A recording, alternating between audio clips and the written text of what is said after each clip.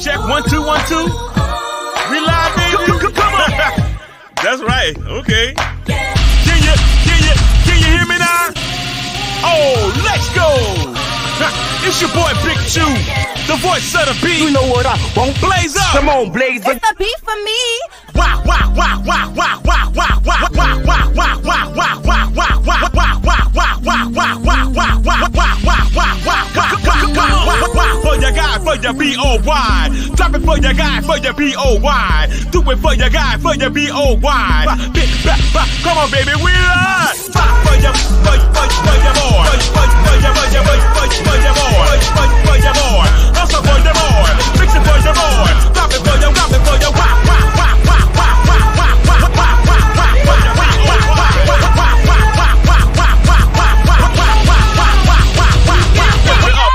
lift it up. Then it bust it open, lift it up.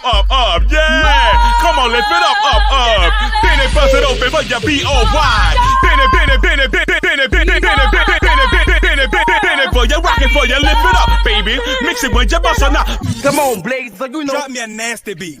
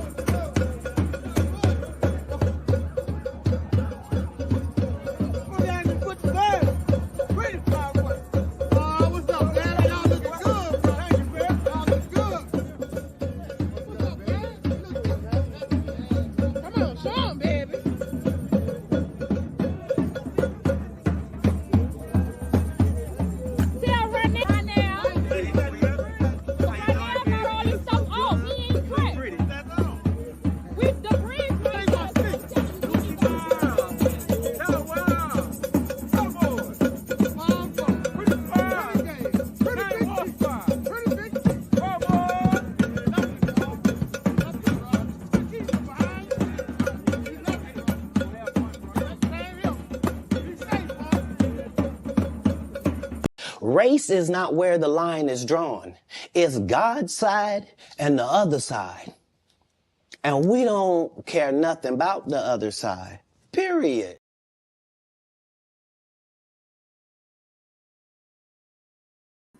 What's up, family? What's up? My bad, starting a little late. I wanted to show y'all this video I remixed And I'm trying to upload it again. We'll see how it works out. What's going on? How y'all doing? How y'all doing? Y'all get up in here and like the video. Please like the video. It's free if you like the video. Thank y'all so much for being here. Let me pull this closer.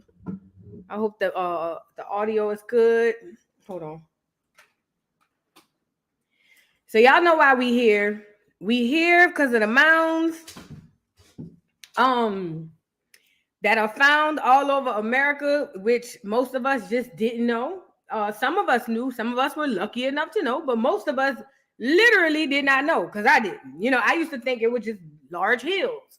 Turns out they're mounds. And I wanted to say this too. Y'all remember, if y'all were on that live when I went to the Indian mounds, y'all remember I had said, matter of fact, I'm gonna go get it. Because I remember I had said they got a train coming right through here. I was like, they probably blew up these mounds to put this train through here. I know what I said. I remember I said, I'm going to get it though, because it's documented. And then we read it on the little thing that they absolutely had blew up the mounds, or I'm sorry, it blew up. And then whatever the case may be, the people come through there, right? I mean, they put the train system through there. It turns out they did that everywhere. Do you hear me? Hold on. It turns out they did that everywhere. Most of these mounds that were built, they will blow them up. First of all, they will go get the things out of there. They will get the people. Hold on, y'all. Hold on. I think I might go upload it now. Hold on. Give me 1 second. Y'all like the video, like the video, like the video. I'm trying to upload this little short video. This is going to be one of the other intros that I have for my documentaries, and I wanted y'all to see it. So hold on. Let me see if I can upload it. Let's see if this will go. Golly. All right, it's uploading. Lloyd. Okay, but look, I want to scroll back. So when I was crossing over that thing, and this is why it's important to be paying attention to stuff, because I was crossing over this thing. Oh no, turn this back on. I was crossing over to this thing, and I kept saying, man, I said it looked like they done blew up the mound and put a doggone, you know, I said it wouldn't surprise me if they didn't blow up the mound and put a doggone train track through there. Look. So stop the cap. Let me see. Stop the cap. I was on here jolting too, so let me see. Is this when I'm going toward it, or even though what we do? Let me see. Nah, this the other way. Hold on. New York and Philly wish they had this many trees. Girl, even look at me. What? My bad, Philly. I was just joking. Don't take it serious. Hold on. I'm about to go find it. When I was crossing over that thing, I said, man, it looked like it was before that. I hadn't crossed over yet. I said, it looks to me like, I said, it wouldn't surprise me if they had done doggone blew up the doggone. Yep, because I'm coming down right here. Hold on. All the way up here. Girl, ain't no way. This is it. Ain't no way, boy.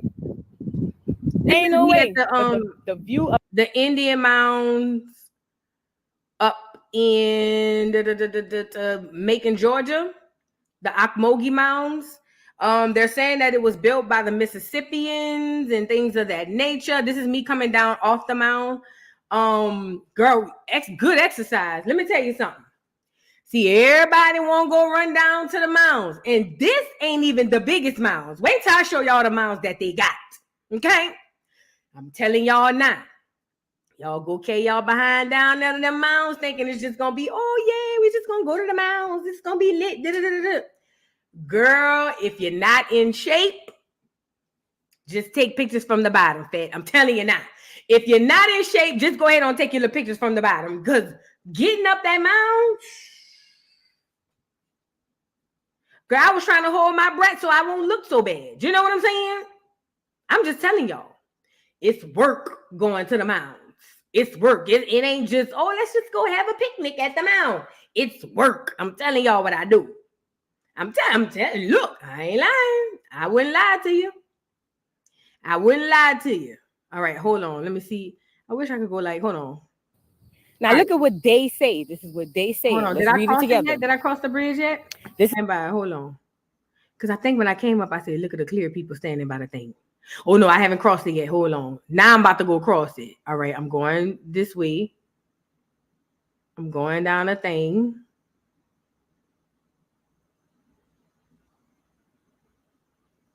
Because no cap, look, during this research, I'm finding out that that's what they always did. That's what they did. Here you go. They blew up doggone mounds and put train stations through them. This girl, let's move on. Look, pay no attention to me, Joseph. Now we gonna. I was trying to make light. Y'all. I was trying to make light of. I was trying to make light of the fact that I was tired. So charge it to my heart, not the game, or charge it to the game, not my heart. My bad. Y'all like the video? Look what they said the chief looked like. The first written documentation of this being the ancestral sacred homeland of the. Look. Yes, corn, okra, muscadine grapes, and all squash came from North America. And this is the craziest part. They told us that it came from Africa. But they got pyramids older in America that are in so-called Africa or Egypt. And they had corn. They found artifacts with people with corn here. So that's cap. So this is where the train comes through. This is where the train comes through. That's the train I told y'all I saw. Yeah, they blew some shit up and put a train through here. I know they did. See? I know they did. I know they blew some shit up and put a train through here. I know you what can't I tell said. me otherwise. I know what I said. I was there when I said it. Put a pin in that because we're going to come back to that. I know what I said. I was there when I said it. I said they done blew some stuff up, and we also read it on one of the things. Y'all, if y'all haven't seen this live, y'all go check it out. I go all the way to the top of the Indian Mound. It's beautiful. I'm telling you, it's beautiful, but I'm going to tell you now, it ain't for the weak. This is the Indian Mounds up at Macon, Georgia, Ocmulgee Indian Mounds. Peep it out for the people who didn't see it. Y'all go back and watch. So when I put this root on you, you ain't gonna know why. When you go to the bathroom and that thing stop thinking. People was trolling. People was trolling. Don't pay that no mind. They was trolling. So I was telling them I was gonna put a root on them. You know, because they always say, "Oh, you do voodoo." Okay, yeah, come on, come keep commenting so I can put that root on you. That's what I was saying. I put a spell on you, cause you're mine. Come on, Ivan. Keep talking, Ivan. This is the top of the mound. This is the top of the mound. Look. This was the view I showed y'all earlier. Ain't that pretty? This was the view. Ain't that pretty? I showed y'all earlier. They don't have an inside to this mound. And the other one that it did let me go through, it didn't have no signal, so I wouldn't let y'all, it wouldn't let me let y'all see it, but I did take pictures. I showed y'all them pictures this morning. Ain't that pretty though? Look. All right, here is the top of the mound.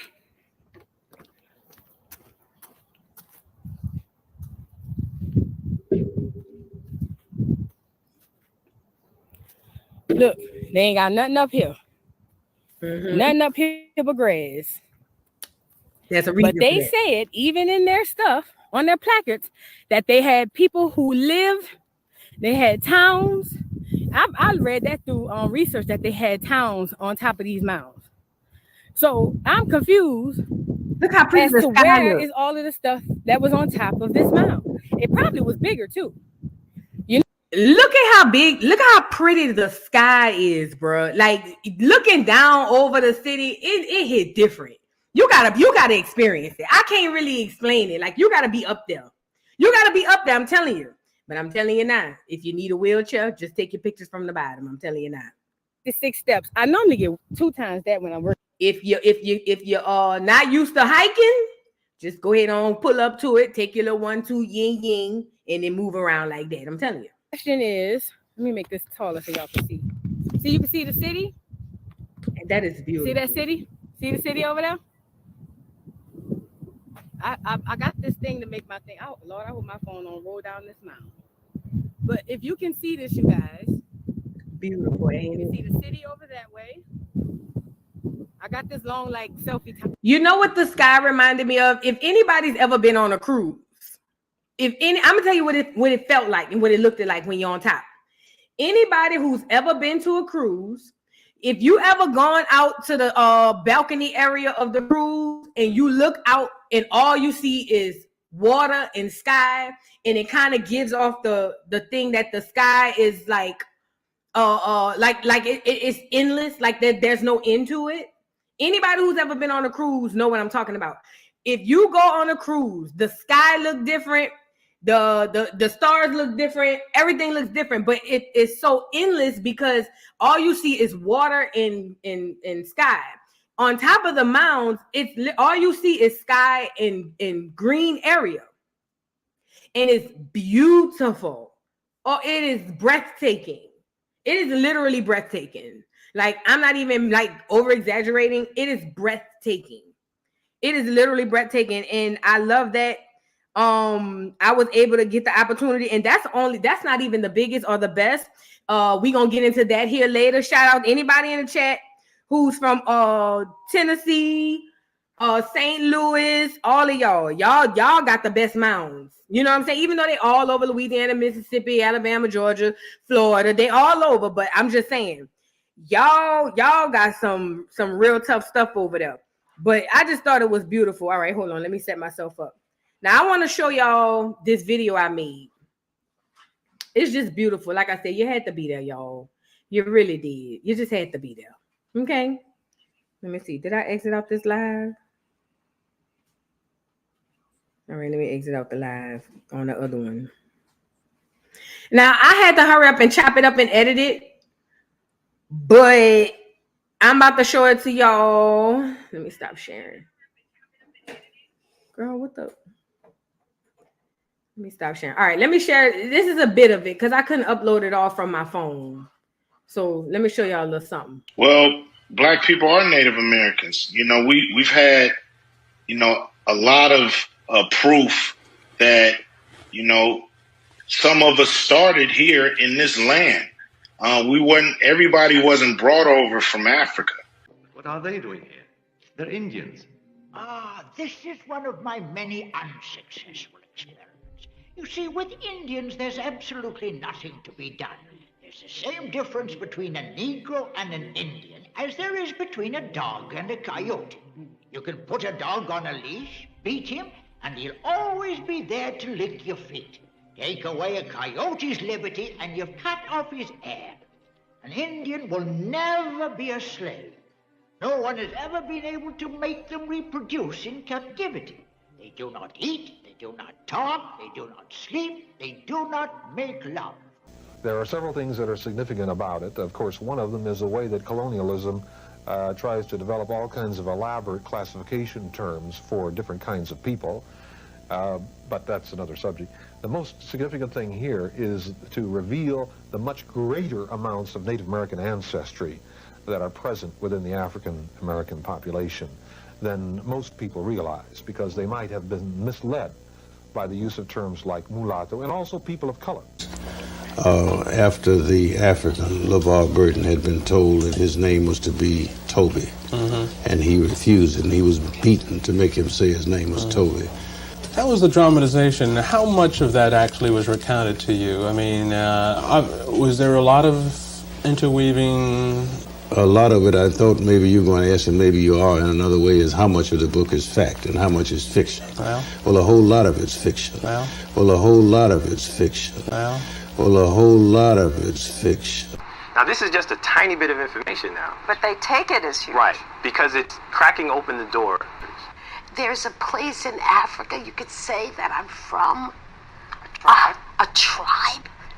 I am thrilled. It puts a name, a place, a location, a people. Hank really is concerned that the science isn't really there yet for you to be giving them the name of a tribe. I think for most companies, I would be concerned too. But what about your own company? We have the largest... He didn't exclude you. He included you. But we have the largest set of sequences from Africa. And so with that, we're able to provide some level of probability in terms of frequency. But he would say that even though you have the largest database, it's still small on the scope of things. As I said, I share those concerns. We don't oversell. I mean, we just say, look, we provide a service. If you're interested in exploring a tiny bit of your DNA and trace its ancestry, we can do that. When you say it's a tiny little amount, it's less than 0.1%. Less than 0.1%. Less than 0.1%. And that's pretty teeny. Yeah, but for people who know nothing about any of them, I think it's very important. You do not know a goddamn thing about Africa. I am from Detroit, Motown. So you can watch Tootsie your monkey ass back to Africa if you want to. That's the best part. That's the best part.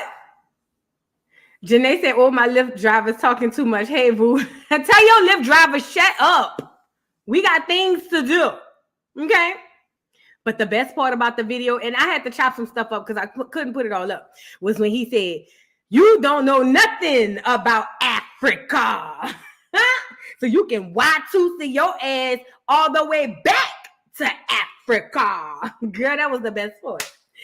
I love, and did y'all see, listen, I can't remember the name of this movie, but did y'all see that clip when the man was talking about the difference between the Negro and the Indian? That was a slave movie. I can't remember the name of it. Somebody may have the name in the chat. We got a birthday, Angela Barnhill, is your birthday? Somebody might remember the name of it in the chat. That's a good movie. I recommend, and I need to go find the name of it too, but I recommend y'all go check it out. Who else got a birthday? Oh, we got some super chats. Hold on. Oh, thank you, TT. Thank you, Auntie. Thank you, Rochelle White. She says, thank you, Niece Vu. You are awesome and appreciated, period. And on Schoolyard Acorn. And that particular part, on Schoolyard Acorn. What's up? Thank you so much, TT. Thank you. You always support and sponsor the live. Thank you so much. Who else? Miss Parker been a member for 2 months. Please hit the like button. Now, she said what she said. You guys, she said what she said. Y'all hit the like button. Now, let's get this birthday going. Happy birthday, Angela Barnhill. I hope you have many more. I hope you have a wonderful day and a wonderful weekend, because when your birthday falls between Monday through Friday, the weekend is your birthday too. Rather you want it the weekend before or the weekend after. Oh, you said I already did it this morning. Okay, gotcha. All right. So we don't have to do the birthday thing. I know I did some people this morning. There be so many people, child. Girl, who this is? Calling me. Who the hell is this? Paging me at 5:46 in the morning. Whatever he be saying. Let's get into these mounds. Y'all, happy birthday to Angela Barnhill, y'all. Happy birthday. We got to get into these mounds, child. So, Indian mounds, Indian burials, Indian mounds, pyramids, all those things are things that are still present on American soil today. Okay? Mexico, remember before the people came here and they gave Spain Mexico and they made it its own thing, and before Canada was its own thing up in the recent years, Turtle Island was one big landmass. The mounds were prevalent all across the land, but more so in certain areas, such as from Mexico, southeast, type T's or whatever the case may be, and all the way up through the east too as well. But they're all over West Coast. They're everywhere. So it's not like that. I'm just saying, like, there's more in certain areas than others. All right, boom. I'm talking about the mounds now. So, where was I going with that? Oh, yeah. So the mounds. So as a child, I always wondered, I was like, man, these people working so hard to lie to us. Like, why? Okay, if we from Africa, right? This is how I used to like think about things. All right, screw it. You got us from Africa. You pulled us over here. We don't know what part of Africa, but why y'all still on our neck so hard? Like, they wasn't on the Africans' neck as hard as they was on our neck. And I'm talking about all the way up through adulthood. I never understood it. I never understood it. I was like, they be on our head like we don't get a break. Them people got every nook and cranny they utilize to keep us divided, confused, indoctrinated. I'm talking about any which way they could sabotage us, they do it. And for all these, like I said, all the way through my adult years up until the very recent years, I was like, why us though? All right, we from Africa, they from Nigeria, they from Ghana, they from South Africa. Why y'all don't treat them like y'all treat us? And it's not to say that Africans don't get bad treatment, but they don't get it like we got it. And I never understood it. We the only ones don't have no heritage. That's what I used to think. We the only ones don't have no heritage. None of us know nothing about nothing but slavery. That's all we was slaves. We wasn't nothing. We go to church. Everybody in the Bible white. Everybody on the pamphlets white. Everybody in heaven white. Everybody, like everything was, and I'm like, why though? Like, why us? And then the more I start to dig and pull back the layers of what is actually our true history, I'm starting to understand more and more why the powers that be are doing exactly what they are doing, because they know who we are. A lot of people around the world know who we are. The only people in the world who do not know who we are is us. That is done by design. Now, again, my question would still be, well, why? Like, girl, we just trying to eat, do a cookout, sing some songs, maybe do a little acting or whatever the case may be, and then we're just trying to live, you know?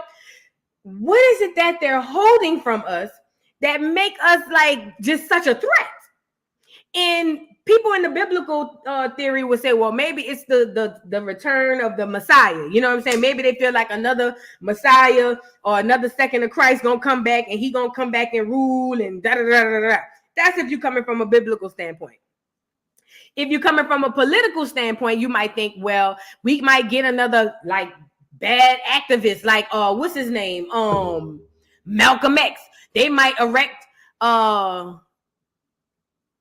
they might erect a new Malcolm X, and you know, all it takes is one person, and they'll tell you that if they can get the eyes and ears of the people, it'll be an uprising, and da da da. And that's possible too. You know what I'm saying? If you think in any other aspect, it's just like, okay, cool. But all of these stories implies revenge.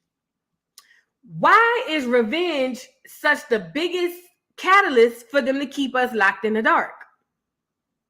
And it made me realize that the reason that revenge is the hugest catalyst for them not wanting you to know who you are, me as well, and all these other so-called Black Americans, the reason why they keep changing our names, the reason why they keep doing all of these things to us is because if we were to find out and uncover, I'm talking about not even all of us, half of us, a third of us, if we were to find out what they really did and who we really are and what we really went through, not that root stuff, that was cap. Not roots, that was cap. To an extent, not all of it. The dramatics of that was cap. So that's not what we're talking about. I'm talking about all of this stuff. If we were to realize that most of us, a lot of us weren't slaves, and the ones who were slaves were really like prisoners of war because we fought. How many Fridays have we gone over Indian uprising? Every single Friday, as these settlers come on this land, we fighting. And typically during war, if you're fighting and you end up being the winner, what do? You take prisoners of war, right? So once we start realizing who we are and who we were not, which is what they say we were, it will literally change our minds, and it will automatically connect us to our roots. Now, why is that important? A lot of us today are already connected to our roots, and we just don't realize it. Black Americans, and I'm using that for the term of the conversation, but Black Americans who are into astrology, who do extremely well. Black Americans who do extremely well in the physician world or in the medical world. Black Americans who excel extremely well in the doggone law. All of this, astrology, all of it, all of that connects us to the original people, not them Africans. Not them. And if we were to really understand the connection that we have, even though we're doing it, we just not seeing it for what it is. Yeah, it'll be hell to pay.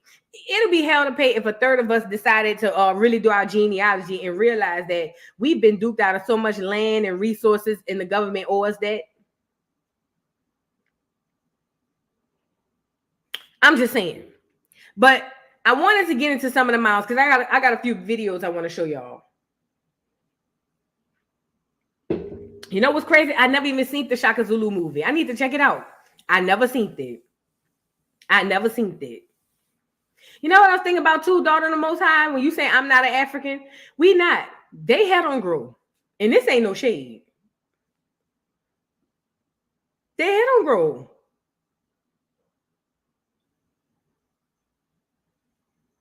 They head on grow. Stop me when I start lying. They head on grow. I'm not even being funny, but it don't. If that ain't a clear distinction right there by itself, I don't know what to tell y'all. They head on grow. I'm not being, Patricia, I swear on my soul, I'm not trying to be funny, but it's true. Think about it. You ever seen a...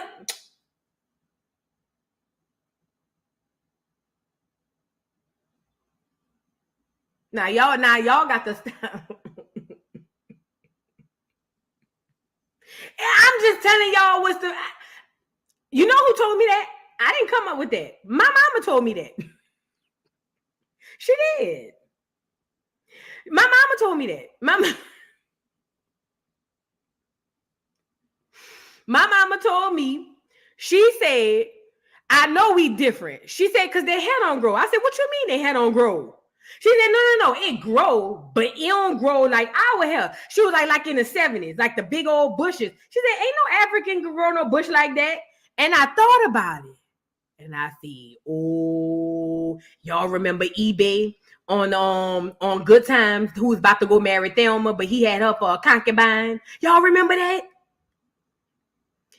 Y'all remember eBay? That bush, it didn't grow. It wasn't even a bush. It was just like a little, you know what I'm saying? I thought about eBay. I did. And not only that, and remember, the 70s is my mama haymaker years. That was her teenage years. So she know. But she was like, they head on grow. And I was like, oh. Just think about it. Next time, and the hairlines too, yes. I'm just saying, next time, just think about it. They head on grow.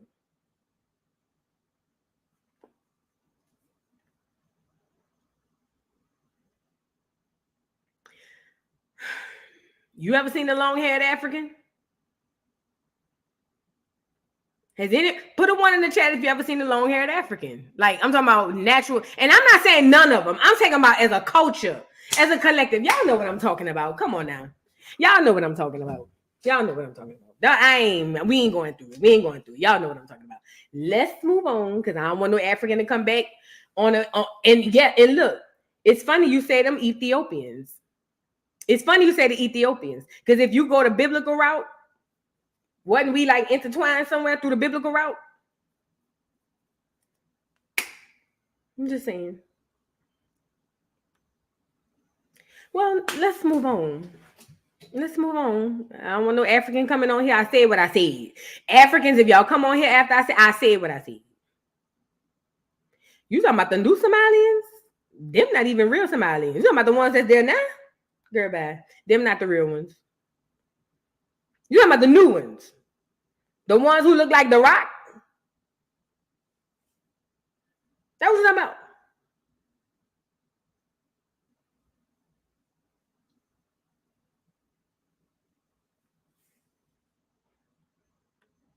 I'm just saying. I'm just trying to see which ones you were talking about.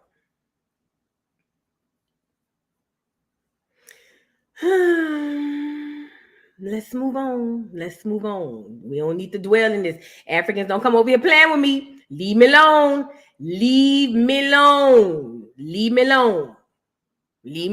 I ain't got nothing to do with that. Y'all want to battle? Go battle Yomo, not mine. I'm just telling you what she said, and I thought about it. Let's move on. I don't know if CPS, nobody, that has never been confirmed that CPS has Junior. And to be completely honest, I don't really want to talk about it right now. I really don't. This is an educational space. If we can just keep it on the education, I love that and appreciate y'all for that. It has never been confirmed that CPS got that baby. And honestly, I really don't want to talk about it right now. We did that this morning. Let's move on. Let's go pull up. I pulled up some articles before I show y'all these videos, right? What's going on? Let me go pull up some articles I pulled up so we can get a little edumacation. Y'all know how I go. Edumacation first, then we go, then we gonna go to some videos that's gonna match, okay? Please look it up. Please look what up, Miss Torres, Miss Tia. Please look what up. Ethiopians? Hold on.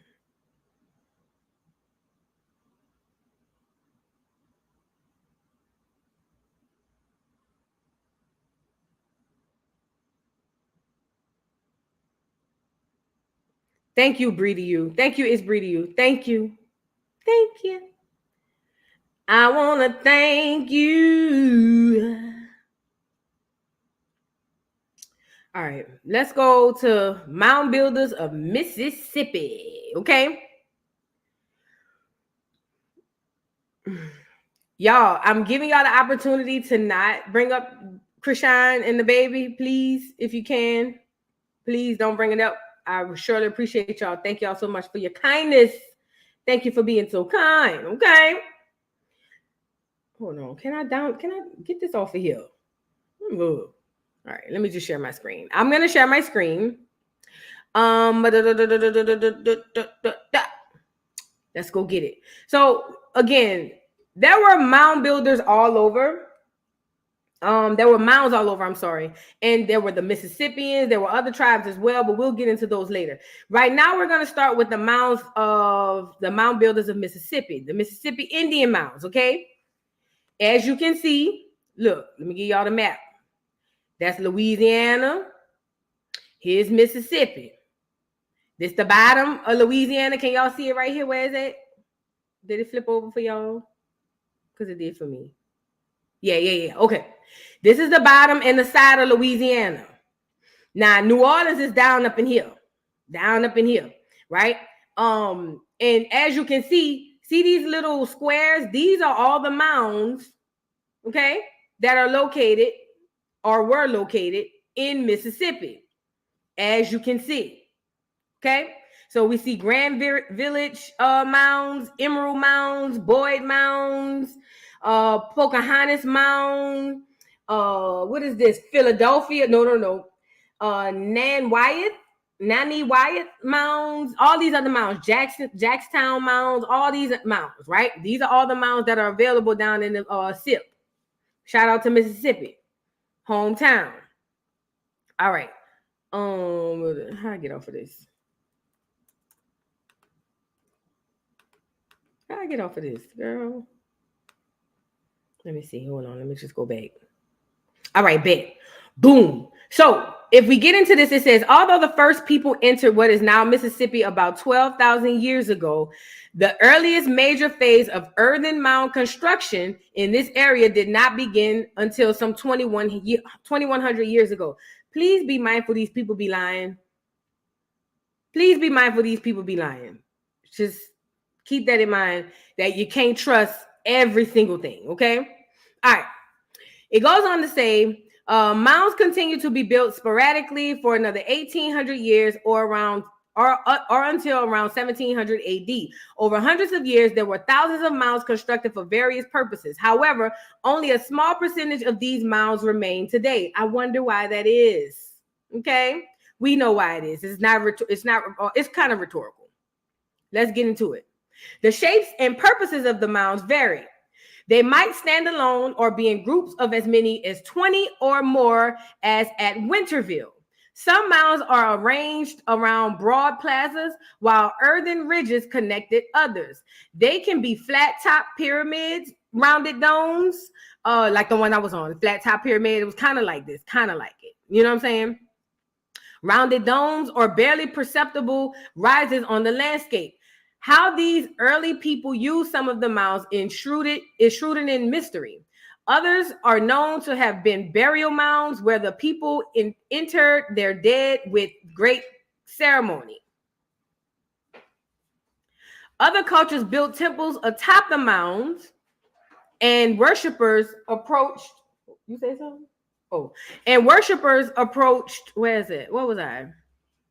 Approached by climbing steep stairs or ramps. Still, other earthworks were symbolic pinnacles of power for leaders who dwell atop the mounds. So you got to understand too, a lot of the leaders, the people who ran the towns, they lived on top of them. Building many of these mounds would have taken groups of workers toiling from dusk to dawn or dawn to dusk, gathering baskets of dirt. They would then carry their burdens to a clearing, dump the soil, and tamp it down with their feet. As the days passed, they would trace their footsteps time after time until the mound began to grow. Let me pause y'all here. This cap, they're making this up. Y'all know that, right? They're making this up. These people, when it was said that the Europeans, a lot of them were Negropeans, came here and found these mounds, and they asked them folk how they built these mounds and these pyramids, them people was tight-lipped.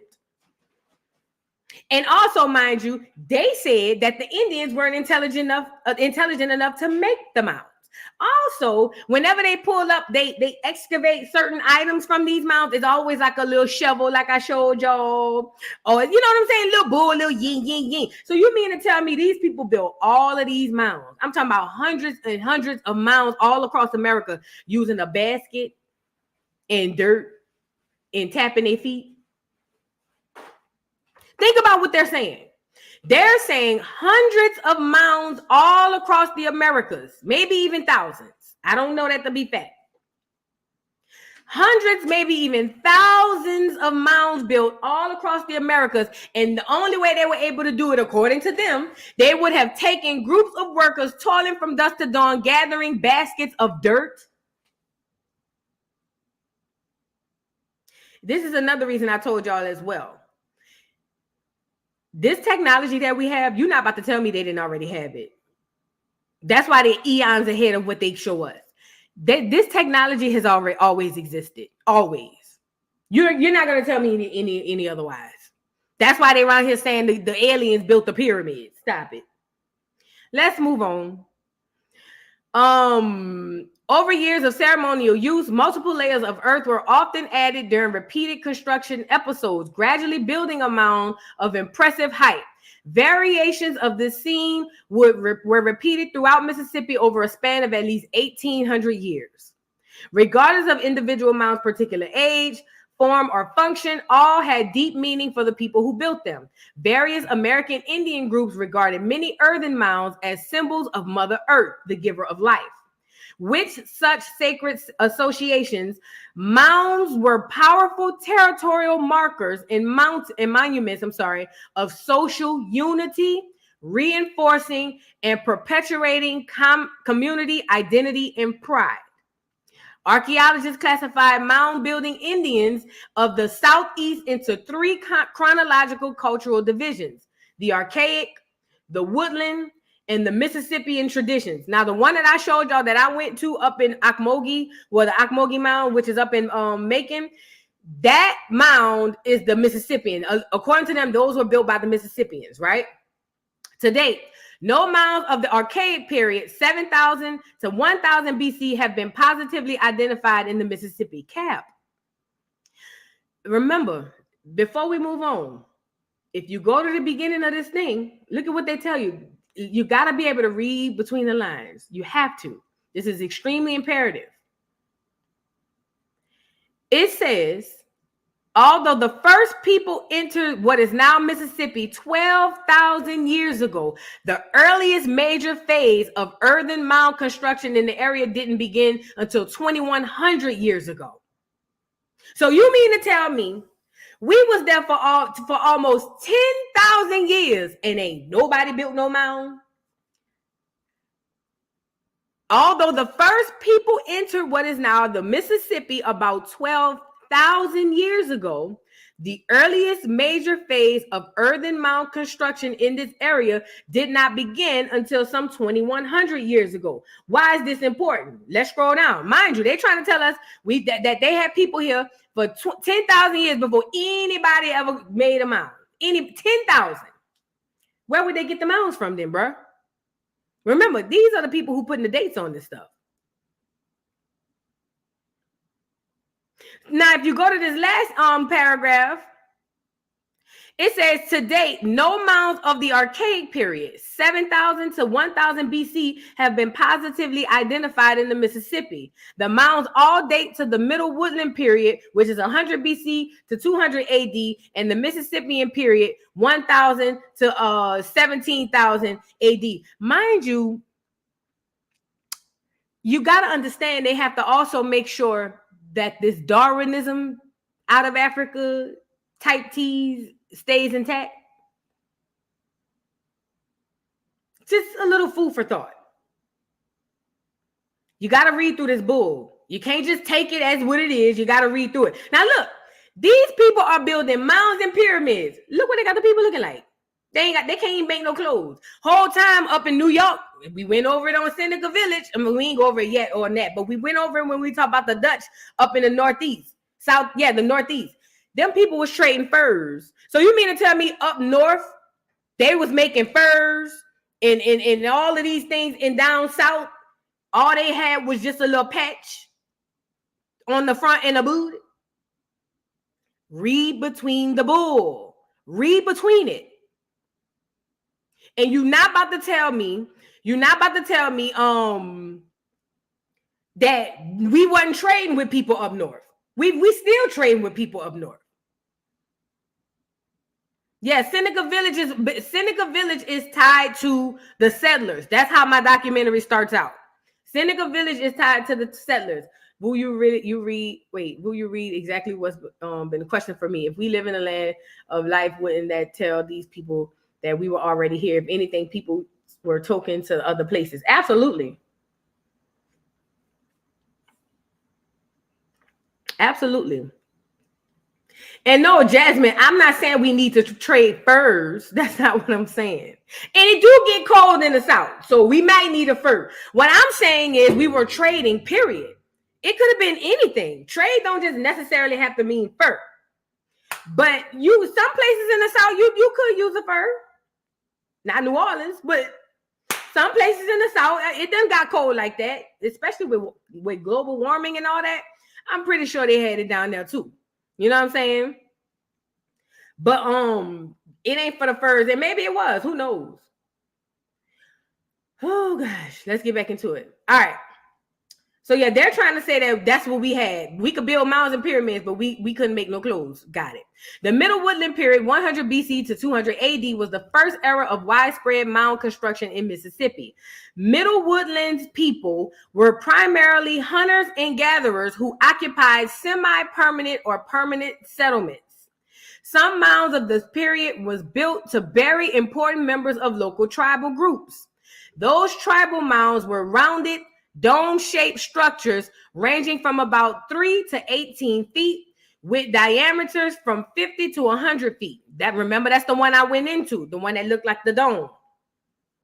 Distinctive artifacts obtained through long-distance trade, were sometimes placed with those buried in the mounds. The construction of burial mounds declined after the Middle Woodland period, and only a few were built during the Late Woodland period, circa 400 to 1000 AD. I don't believe any of this. Woodland burial mounds can be visited at the Boyd, Bynum, and Far sites in Chewala Lake in Holly Springs National Forest, okay? The Mississippian period, 1000 to 1700 AD, that's all the way up to the recent 1700s, saw mound building resurgences across much of the southern United States. At this time, the lower Mississippi Delta was home to highly organized cities. These awe-inspiring earthen monuments anchored roads, commerce, and cultural centers. Wonders of geometrical precision, these earthworks were the center of life. Mississippian period mound site marks center of social and political authority. See, we had politics, we had all of that before. They are indicators of a way of life more complex than that of the woodland in earlier periods. In contrast to the relatively simple egalitarian tribal organization of most societies of the woodland periods, regional Mississippian populations were typically organized into chiefdoms, territorial groups with hereditary elite leadership classes. Across the Southeast, the chiefdom system of political organization arose as a means of managing increased social complexity caused by steady population growth. The population growth was sustained by growing corn, beans, and squash, a revolutionary new means of substance that became an economic mainstay during the Mississippian period. Most Mississippian mounds are rectangular, flat, top earthen platforms upon which temples and residences of chiefs were erected. These buildings were constructed of wooden posts covered with mud plaster and had thatched roofs. Mississippian platform mounds range in height from 8 to almost 60 feet and are from 60 to as much as 770 feet in width at the base. Mississippian period mounds can be seen at Winterville, Jaketown, Pocahontas, Owl Creek, and Bear Creek sites. However, mound construction was in a period of decline in the 1500s when the first European arrived in the region. Now, first of all, how do they know all of this happened before them if they wasn't here?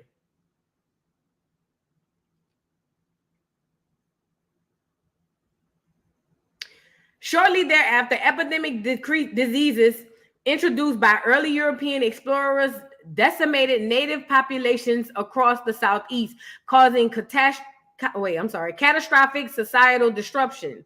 As a result, by the time sustained contact with European colonists began in about 1700, the long tradition of mound building had nearly ended. You have to remember, guys, although Columbus set sail in 1492, they didn't really start invading till like the mid to late 1600s, 1700s. Y'all know who invaded around this area? Mississippi, Florida, Louisiana. Parts of Louisiana, Alabama, Georgia, South Carolina, North Carolina, Virginia. Who was the one who got off the boat and held down that area? Because we're going to get into him in just a second as well. I want to see if somebody's going to get it. Who was the one invaded that area and was successful?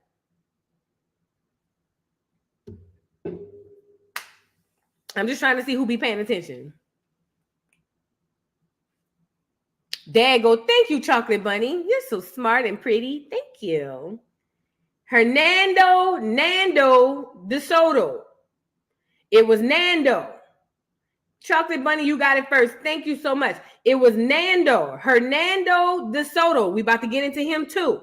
It wasn't Columbus. Remember, Columbus made it to Brazil in like parts of, I want to say like, the Caribbean. He made it to the Caribs. He never made it to North America. De Soto had to come behind him and actually do what Columbus couldn't do, basically.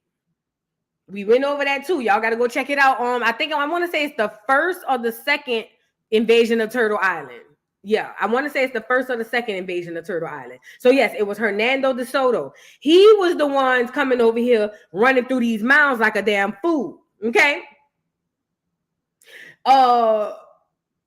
We'll get into it. We'll get into it.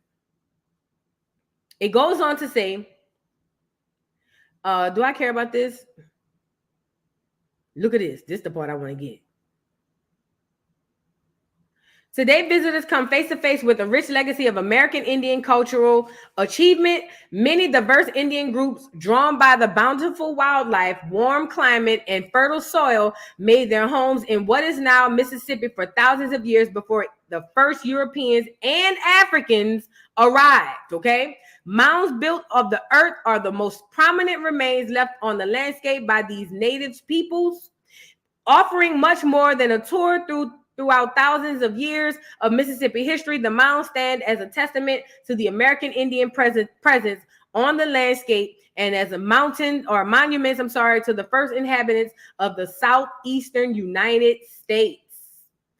Though many of the mounds in Mississippi are on privately owned land, I wonder why. They are protected by state and federal laws. In years past, many mounds were irreparably damaged or completely destroyed by modern development and looting. No, it was the government, baby. They remain mounds. Those remaining mounds stand as a testament to the vitality, diversity, and creativity of their makers who developed the complex societies long ago. Let me tell y'all something. Remind you. Oh, let me read this part. Please be aware that unauthorized dog digging, removal of artifacts or human remains, or other disturbances of the mounds and surrounding grounds are strictly prohibited, and violators are subject to prosecution. Since when you gonna say it's illegal to dig? You know why it's illegal to dig and find? If you find anything on one of them mounds, you can't even tell nobody, because they don't want you to know what the hell going on in the mounds. It would blow the lid off of all of this stuff. It would literally blow the lid off of all of this stuff. That's why it's on private land. Most of them are on private land, the ones that they saved. And then if you do find one and you get to digging down there, your ass going to prison.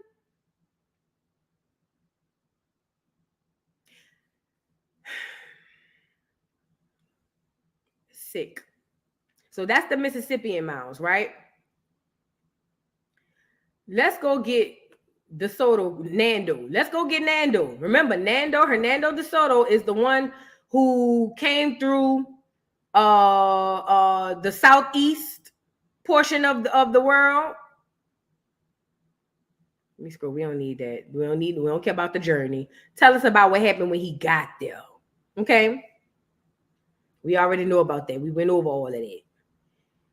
The Conquistador. That's them Spaniards y'all see. Yeah, like the one on LSU campus, Heather Spirit. You know about that, huh? Yeah, just like the one on LSU campus. Yes, ma'am. Just like that one. Just like that one. Even the one I went to, that's on private property. The city owned it. The state owned it.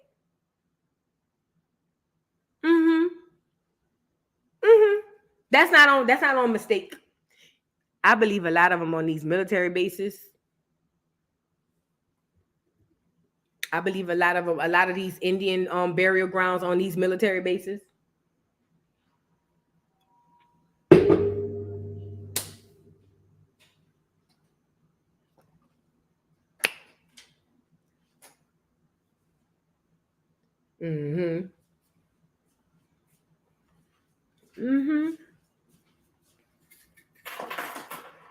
Let's move on.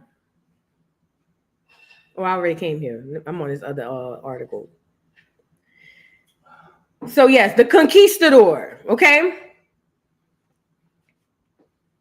Let me get to the true men and women encountered by this. All right, let's go here. The so-called Native Americans. They're talking about the Indians. Okay. It says Europeans had difficulty defining Native Americans. Early reported painted them as gentle, thoughtless children of paradise. As explorers met more resistance and began to exploit the Indians, they portrayed them as brutal, promiscuous, cannibals, subordinate to the Europeans in the natural order.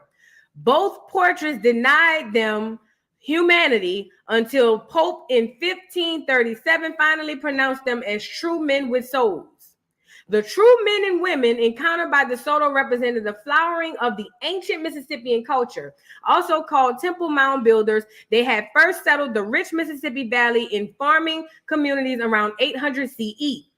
Maize, the grain that sustained DeSoto's army, was the center of their economy, but they also raised bean and squash, hunted and gathered wild plants, and harvested the rivers, okay?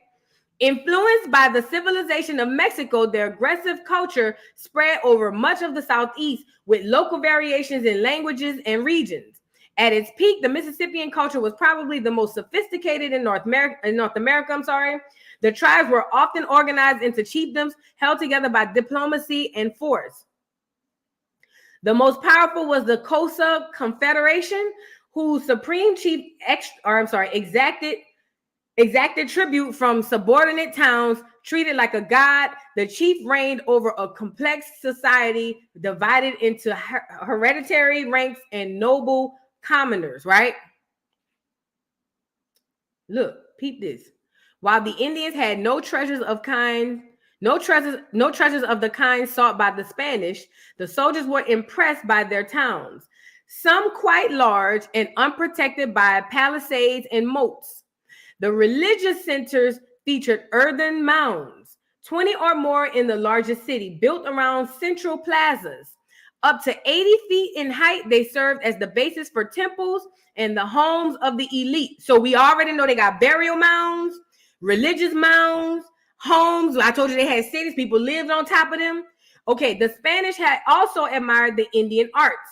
Most intriguing were the ritual masks, pendants, and gorgets, throat armor, so I guess something like a choker, I guess, associated with a widespread spiritual movement now called the South Coast.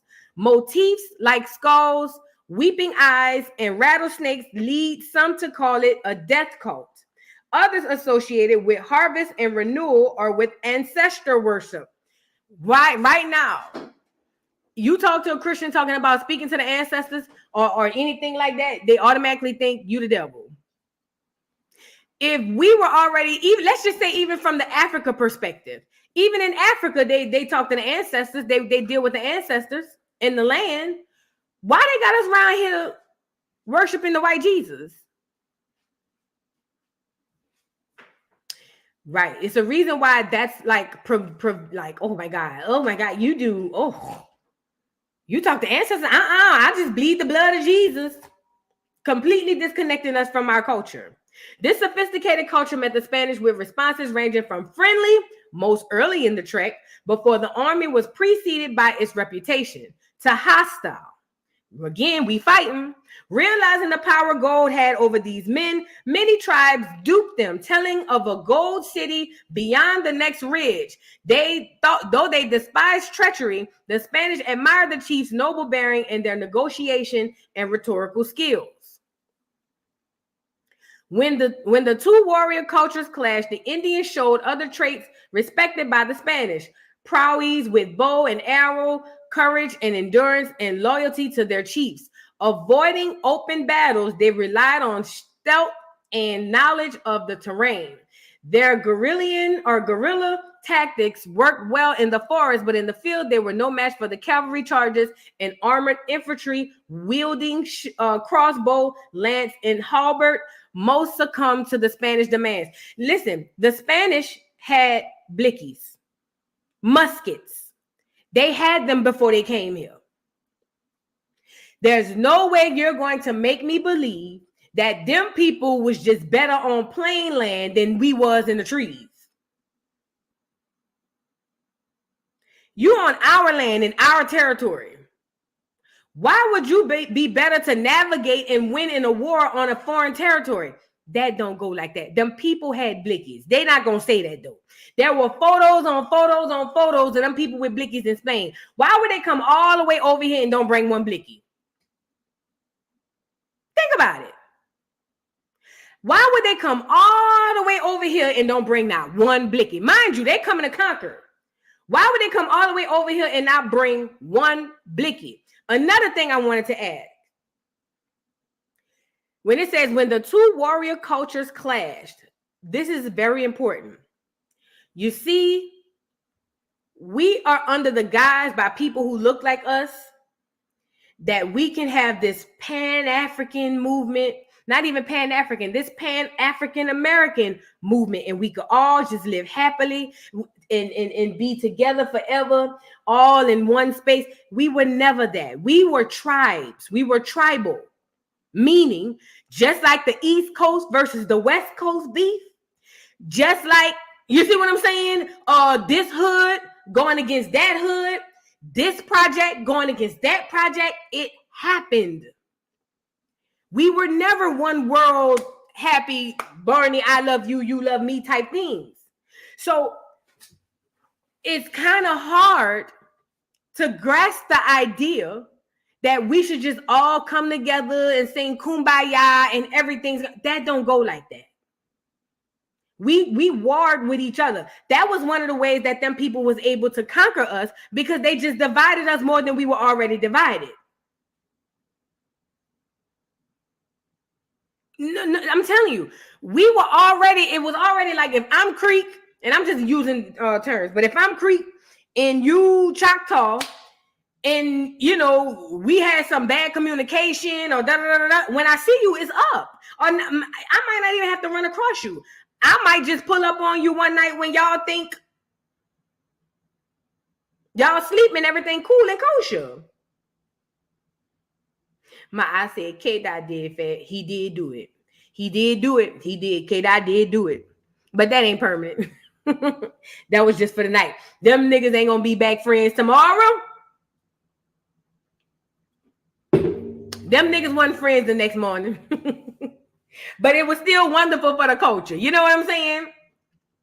It was wonderful for the culture. You know what I'm saying? Shout out to K-Dot. He did. He did do that part. He did. But I'm saying we were never all one. We are one. It was never that. You know what I'm saying? It was always, I got my set, you got your set. If we get into it, we gonna battle it out. And then boom, boom, boom. And that's how the Europeans were able to conquer a lot of us, because if you already had beef, if you already Biggie in the East Coast and you already don't like them niggas pocking them on the West Coast, it don't take nothing for somebody to be like, oh, y'all need reinforcements, because they was already talking about they was going to come over here and infiltrate and da-da-da-da-da. That it just make things work, okay? All right. Let me see. The aftermath. 20 years after DeSoto visited the coastal towns, other explorers found barren fields, abandoned towns, and fragmented settlements where there had been a prosperous chiefdom. Yeah, because he tore them down. These were the early signs of European disease and depredations that brought about the collapse of cultures throughout the Southeast. I don't believe the disease thing, y'all. I don't. I think that them people brought them blickies and got rid of a lot of people. De Soto's expedition alone did not cause the radical change. As early as 1502, coastal slavers had introduced to Florida diseases like smallpox, we already know it's salmonella, typhus and measles, lethal to Indians without immunity. But De Soto left a trail of death and cultural decline throughout the heart of the religion. Enslavement, warfare, and disease brought by him and those to follow depopulated towns. Publicly demeaned and unable to defend their people, chiefs saw their authority weakened. Stabilizing political confederations crumbled. It says the helpless of shamans in the face of new disease undermined faith in a native religion. Societal bonds dissolved and ancient lines of tribal lore died with their custodians. Hit again and again with European military, biological, and sociological or social incursions, the tribe of the Southeast never regained their balance. By the 1700s, simpler communities like Creeks and Choctaws no longer remembered their ancestors or who had built the great mounds around them. De Soto's first obstacle upon landing was an almost impenetrable wall of mangrove. Red mangrove, the most common variety, is identified by its distinctive prop roots. They anchored the plant in the muddy soil, provide oxygen to the roots, and by trapping soil particles in plant matter, create islands or expand the shoreline where new plants can grow. All varieties have developed mechanisms for adaptation to salt water. They thrive where other plants would die. By blocking the salt at the roots or expelling it at the base of the leaves, it says because the soil is too saline for seed germination, the seed germinates on the branch, producing an embryonic seedling. When it falls, it lands upright in the mud and takes root and floats away to take the root elsewhere eventually sinks and touches the bottom. Okay. That was a lot. I believe they use some sort of magic too, dark magic too. Because how in the world did they just get people to just forget? Like, how did they get us to forget who we are? Conspiracy theory brain, don't pay me no mind. Y'all hit the like button if you haven't already. Please hit the like button if you haven't already. I want to go over one more, what's his name? DeSoto thing, and then we're going to get into some videos.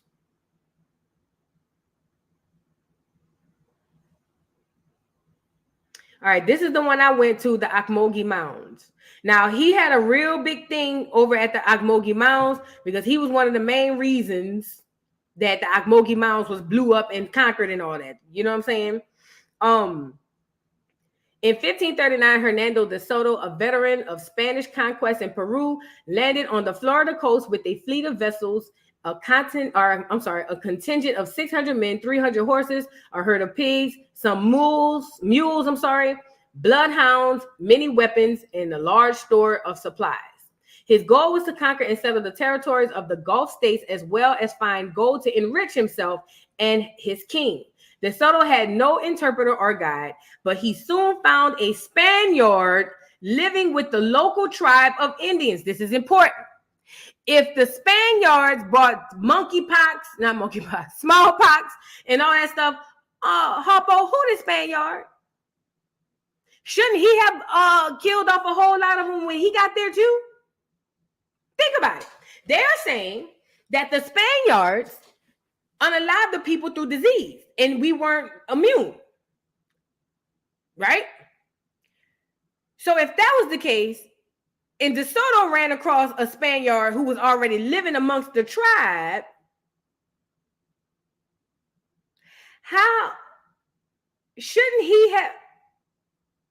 when he got there, it should have killed off all the people? All right. Nevertheless, like I said, but he soon found a Spaniard living with the local tribe of Indians, right? His name was Juan Ortiz, a native of Sevilla, who had belonged to the 1528 expedition of Panfilo de Narvaez. Ortiz and 3 other men became the captives of a chief named Ucita, who intended to kill them in retaliation for offenses Narvaez had committed. Ortiz survived the intervention of the chief's daughter, who later aided his escape to his more hospitable village. While other Spaniards traded with Indians, De Soto stole what he wanted, including precious stores of corn. He abducted Indian women for his soldiers and forced native men to haul his supplies.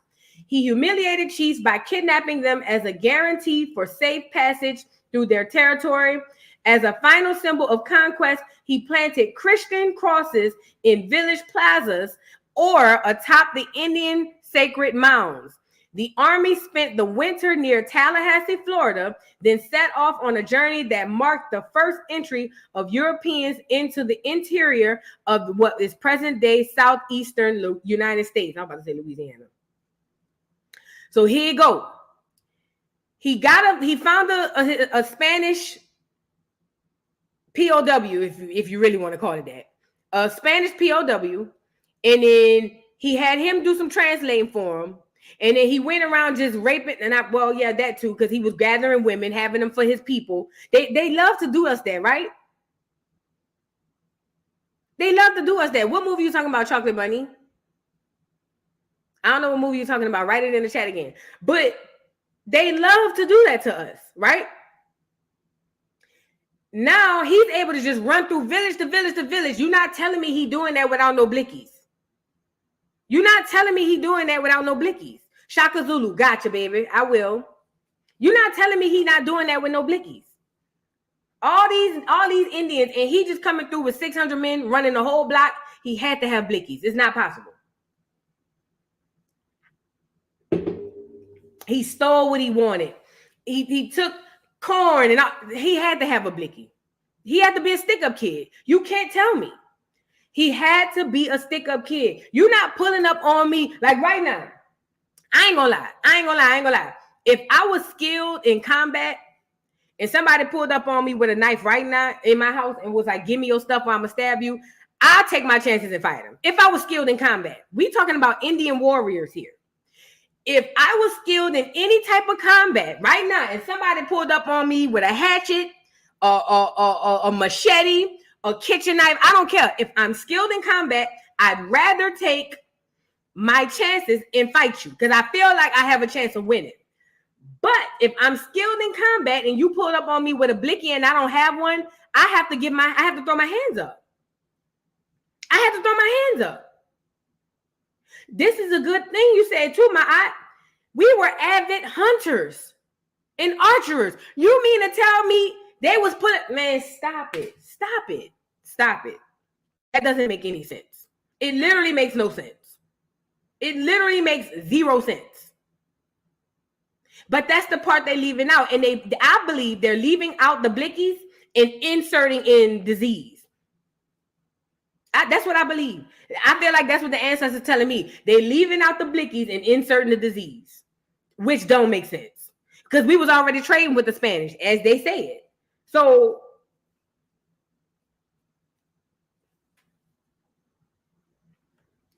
girl, let's get to invasion and devastations, okay?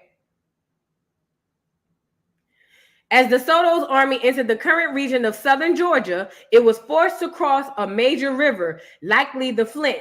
Spring rains had swollen the waterway to dangerous levels, but De Soto saw no alternative route. The army built a barge that they pulled back and forth across the river using a chain strung between the two shores. Twice the chain broke and the barge bounded out of control. Somehow everyone crossed and the expedition head north. Near the end of March, they reached the vicinity of what is present-day Macon, Georgia, possibly near the Lamar site. Let me tell y'all this. Macon has been black since the beginning of time. When I went down there to that doggone thing, every Native American that they painted on there was a clear. That don't make no sense. We don't even see them Native Americans around here to this day. And none of them can trace their lineage back to the doggone the Trail of Tears. So somebody is lying. If they wasn't in the Trail of Tears, and we don't see them here now, but everybody is either black or clear because they just moved here from somewhere else, somebody is lying. One native guy named Perico or whatever told the Spanish to travel 4 days east to find gold. Local Indians warned De Soto that to the east he would risk starvation on a large patch of uninhabited land. De Soto, lured by the promises of finding gold, chose to follow Perico's advice. Just as they had been warned, they found no people, food, or gold. The terrain was so desolate. They derided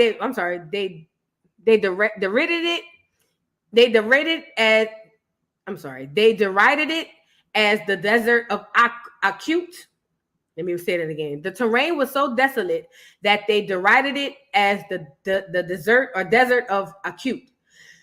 On the 5th day, they reached the Savannah River, swollen from spring rains, making crossing treacherous. Mounted soldiers rode across, the water lapping at the horse stirrups and saddlebags. So that means the water was all the way up damn near to the horse, damn near to his mouth. The foot soldiers linked arms in a human chain 30 to 40 feet long and slowly pulled themselves across the raging river. Exhausted but safe on the other side, they faced another crisis. They were running out of food. De Soto ordered everyone to move faster, increasing their pace from 17 to 30 miles a day. They encountered more flooded rivers and often had to halt to build barges in order to cross. In late April, the soldiers reached the location of present-day Columbia, South Carolina. They were hopelessly lost, and Indian war chief Patofa and his warriors accompanied the Spanish, but they were little help as guides. Their goal was to find and fight their enemy from a chieftain called Kofatachiki. Let's say that. So see, we was already beefing with other people. It says they were hopelessly lost. An Indian war chief, Patofa, and his warriors accompanied the Spanish, but they were little help as guides. Their goal was to find and fight their enemy from a chieftain called Kofachopi, or whatever it is, a place they had never been. The Indians were as lost as the Spanish, and on April 25th, a scout led the army to the village of Ame and out on the outskirts of the immense Cotachifi chiefdom that controlled most of what today is eastern half of South Carolina, as well as parts of North Carolina. The war chief Patofa and his followers raided several villages, looted and desecrated temples, and killed and scalped their captives. Their lust for battle satisfied the Indians left for home. So they basically used Hernando to get over there.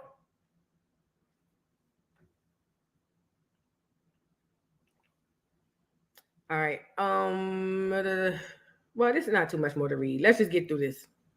And then we're going to get to a video. Jews of the South. DeSoto made his way to the chiefdom headquarters, reportedly near Camden, South Carolina. He camped on one side of a river and summoned the woman chief named the Lady of Cotachifa by the Spanish. She invited the strangers to her village, where she presented DeSoto with gifts of animal pelts, blankets, pearls, salts, ventions, and other food in cordial welcoming ceremony. DeSoto demanded gold and silver, but was shown only copper and mica.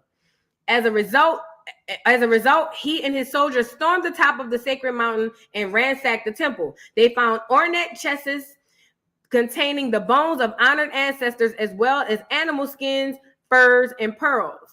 The Spanish stole everything valuable they could carry, then kidnapped the Lady of Cotachifa and headed north.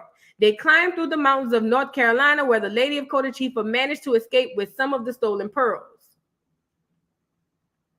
DeSoto's expedition moved west, exploring parts of North Georgia and eastern Tennessee. The Spaniards' chronicles referred to a people they called the Chicasas or Chiscas and Chichimics. Some historians believe that they may have been the Yuchi, who were likely located on the Hiwassee River in Polk County, Tennessee. The DeSoto expedition moved southwest across Alabama and managed to avoid attack until they reached Mabila, a village surrounded by a palisade with a series of towers. When the Spanish approached, archers hidden in the towers let loose a furious onslaught of arrows. The Spanish were spared from disaster by their quilted armor and by their use of horses, I bet. The power of swiftness in animals allowed the Spanish to regroup and rush the garrison. The battle raged for hours, and in the end, the Indian forces were crushed, losing 2,500 to 5,000 men. 40 Spanish soldiers died, and almost everyone was injured. They also lost 50 horses and the remaining pearls stolen from the Cotachifa, and much of their food and supplies, including spare clothing. You mean to tell me that these Negropeans and these clear people were more skilled with their bow and arrows than we was, and we lost, according to them, 2,500 to 5,000 men, and they only lost what it said, 40 soldiers? They had to have blickies. You're not going to tell me other thing. They had to. They had to have blickies for that to go off like that. We lost almost 5,000 men and they lost 40. It doesn't make sense. The crippled expedition continued west, but now faced among almost continuous harassment from the Indians, who attacked swiftly in the night, then retreated into the landscapes they knew so well. DeSoto grew despondent as his futile search for gold dragged on and his resources dwindled. On the western side of the Mississippi River, he caught a fever and died. His soldiers, fearing desecration by the Indians, plunged his body into the river's gloomy depths. In the expedition's aftermath, many southeastern towns were left with little, if any, food. Old world diseases such as smallpox and influenza decimated the populations. talking about the flu. Y'all know what that is, influenza. Also like the new thing that we just have. Contact with foreign cultures caused disruptions, which altered the Indian way of life forever. The narratives recorded by the survivors of the expedition provided intriguing glimpses of late Mississippian life in the Southeast and the initial clash of two very different cultures. These accounts are few and slanted. Still, they are the earliest snapshot of a doomed way of life.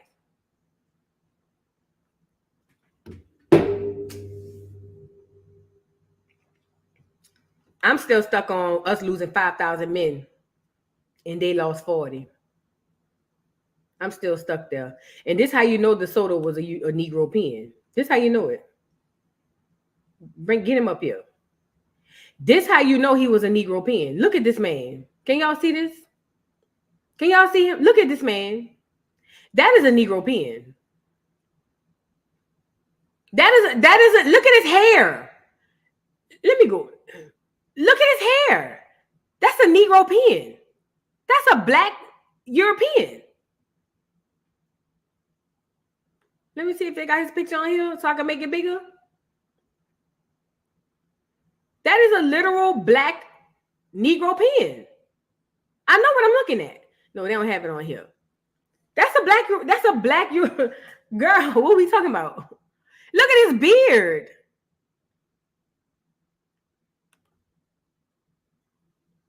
Like, yeah.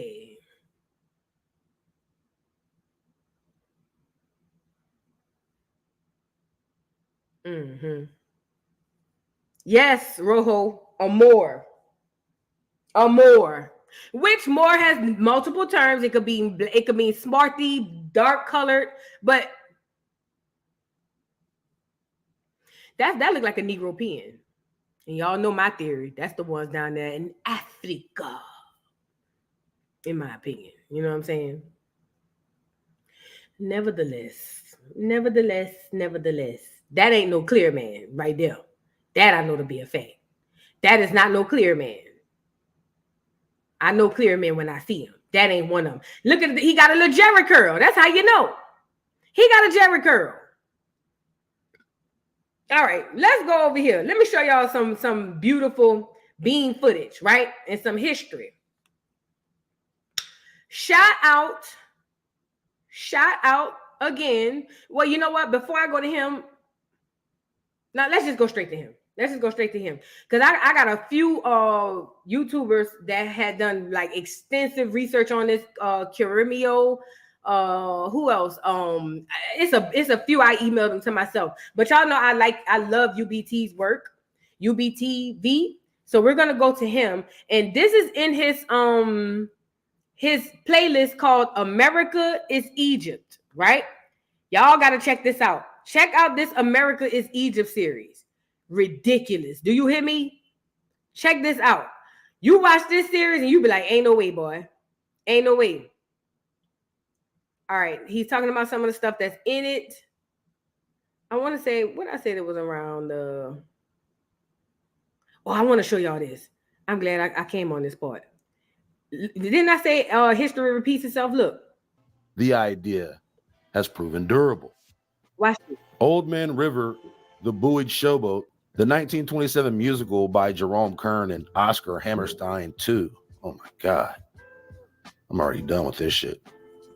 During the 1937 flood, Raymond Daniel wrote in the New York Times about the frantic efforts to raise barriers faster than Old Man River could rise. Okay, I want to stop it here real quick.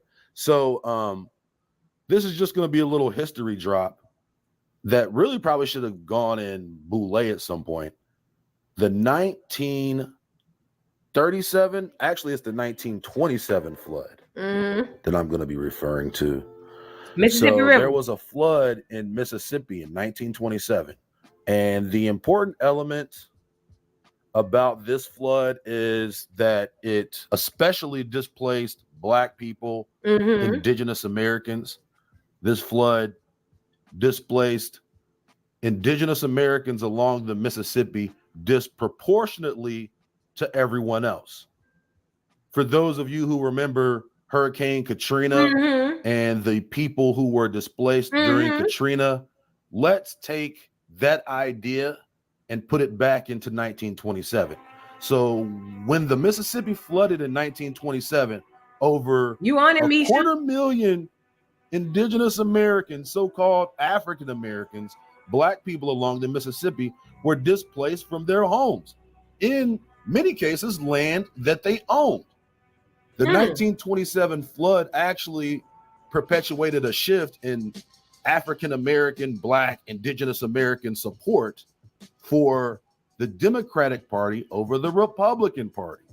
During this time, when almost 250,000+ Indigenous Americans were displaced from their home for this flood, in 1927, they were put into camps similar to the FEMA camps. Yes. Do you remember the FEMA camps? Yes. The refugee camps? Yes. Okay. Not only were they put into camps, they were forced into slave labor and were forbidden to leave the camp. This happened in 1927. So just so you know, when they would go to them FEMA camps after Katrina, they couldn't leave neither. Now, it forced into slavery or some type of work, I don't know nothing about, because I didn't go to the slave camps. I mean, to the FEMA camps, I actually went with family, but they couldn't leave. Even in the Superdome, they wouldn't let them out to leave to find it was the same thing, the exact same thing. This one had my mouth like, what? I was watching this shit like, I knew nothing about this flood in 1927. I'm talking about same shit, different toilet, okay?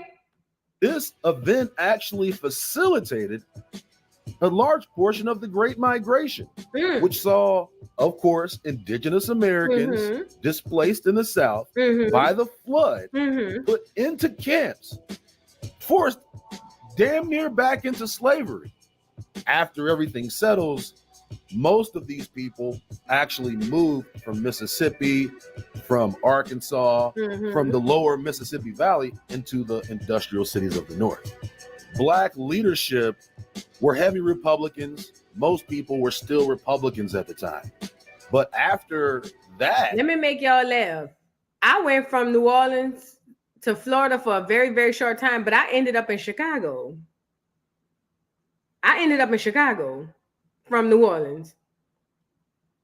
And then after I was like, okay, I love it here, but it's too far away from home, I ended up in Atlanta.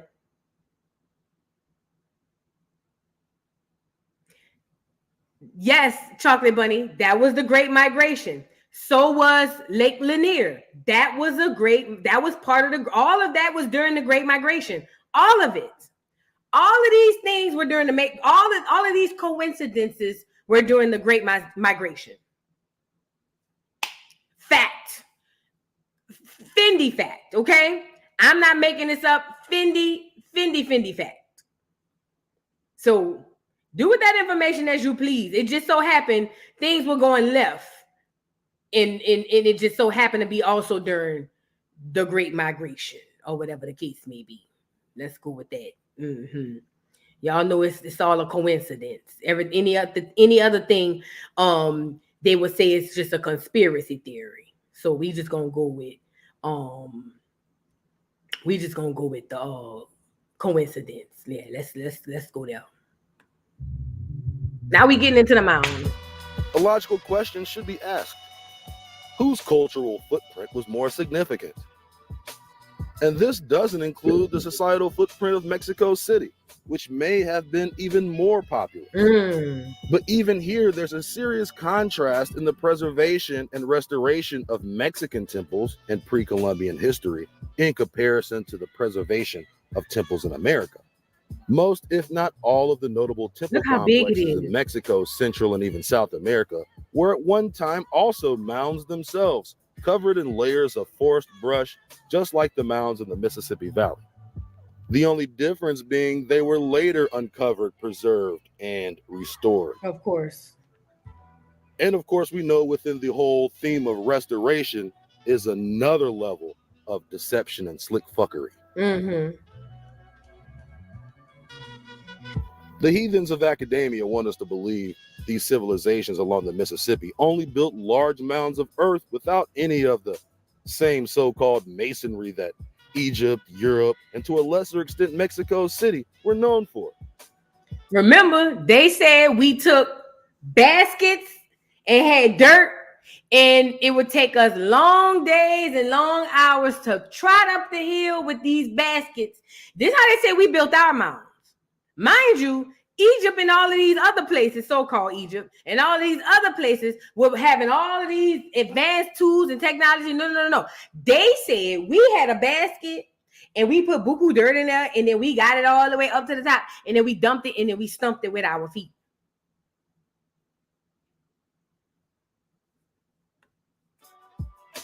This amounts to a blatant suppression of truth and the alleviation of academic historical recognition across all fields, for reasons we can only speculate.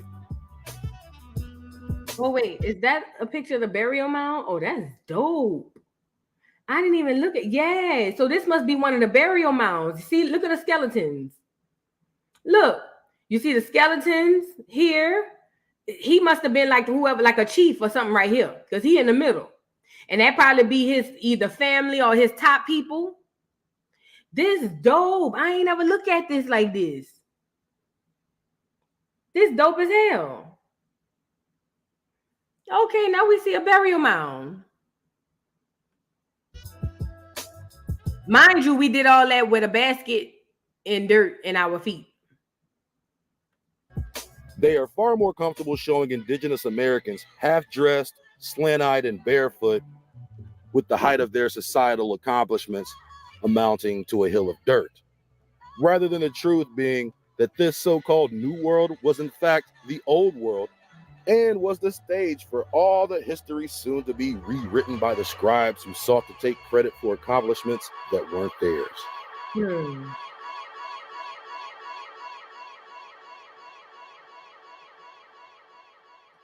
As far as they were concerned, housing, enclosures, and masonry were unknown to indigenous Americans.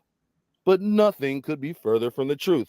Today, the city of St. Louis occupies an area with the largest mound in the world, Shout out St. Louis, including the pyramids and Mexico. It can reasonably be asserted that these mounds are covering grandiose structures rivaling any one of the seven wonders. And pause. Shout out to St. Louis. Who live around there? Who live around St. Louis? They say, I didn't say it, but they say y'all got the largest and the most like craziest mounds, even in New Mexico, and in Mexico, I'm sorry. And they had ridiculous mounds. Shout out to St. Louis. I knew I liked it, Nelly, for a reason. I knew it.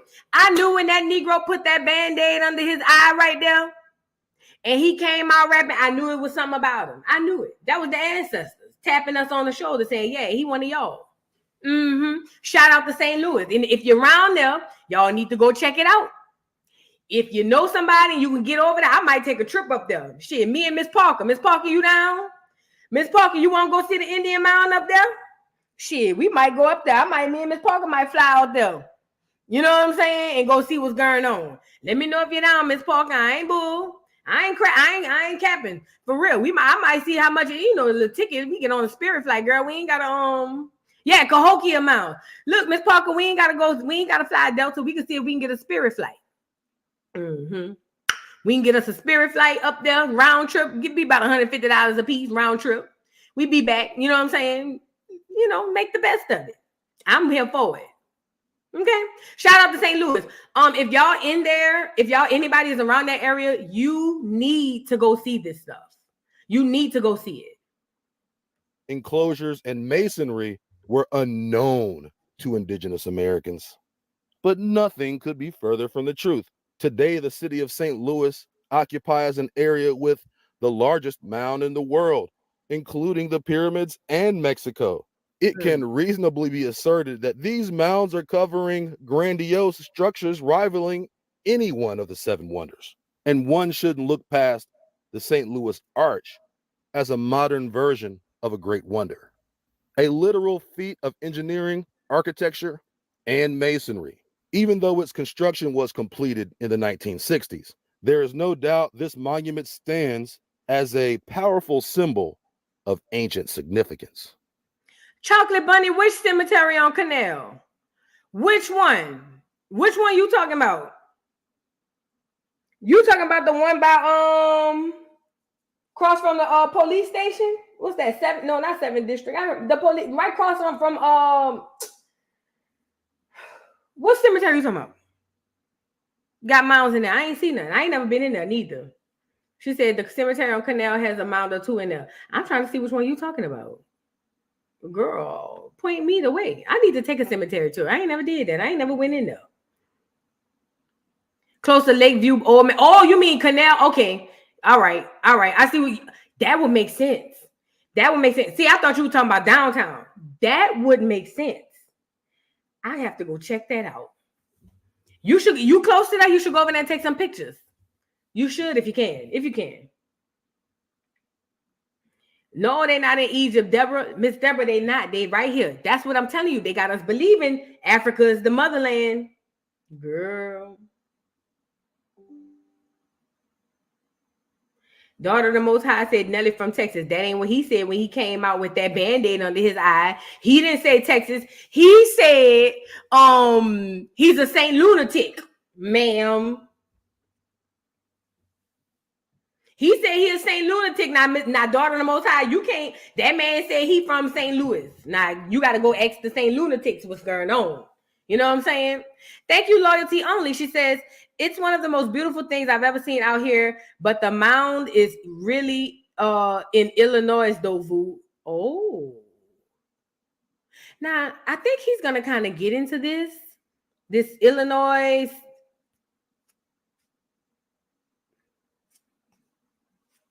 I don't know.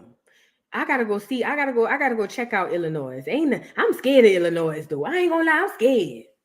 Ain't nothing out there but children it look like you drive. Y'all ever seen that movie Children of the Corn? That's how it look when you go to Illinois outside of Chicago. I'm scared. I'm scared.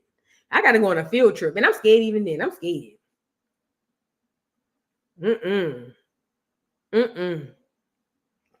Y'all take a picture and send it to me. I'm scared, y'all. I'm scared. I ain't gonna lie. You ever been? I done been through Illinois. I done drove out there. It's scary. It's scary.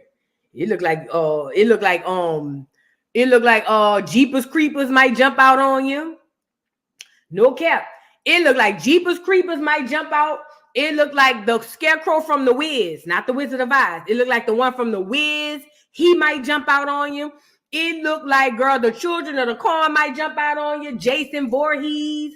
Hell, Freddy Krueger. And he should be asleep. Girl, it looks like anybody. Girl, I'm scared of Illinois. I ain't gonna lie, I'm scared. Girl, that was the scariest drive I ever took. Girl, driving through out of Chicago, coming down here. Girl, I was in Illinois for about 3-4 hours. No signal, no nothing. Just the road and field. And I ain't gonna lie. It was me and my baby. My baby was 3 years old. I was terrified. Do you hear me? Oh, I said, Lord, if you get me out of here, I'd never drive through here again. And he got me out. So that tells me I don't need to go back. Because I ain't going to lie, I was terrified. I didn't want to catch a flat. I didn't want to do it. It was scary. Oh, my God, it was scary. This arch marks the location of one of the most important ancient capitals in world history. I often wonder if there used to be an even larger arch. It's that bad, Heather Spirit. Yes, it is. Hey, when you leave out that city, hell yeah, it's that bad. It's a big pussy boat. Yeah, damn right it's bad. Shit. Girl, don't drive through there if you don't have to. If you ain't got to, get to see if the Spirit got a flight. Don't drive. I don't care if you got to fly to the next city. Girl, get up out of there. Don't drive through there. I'm telling you.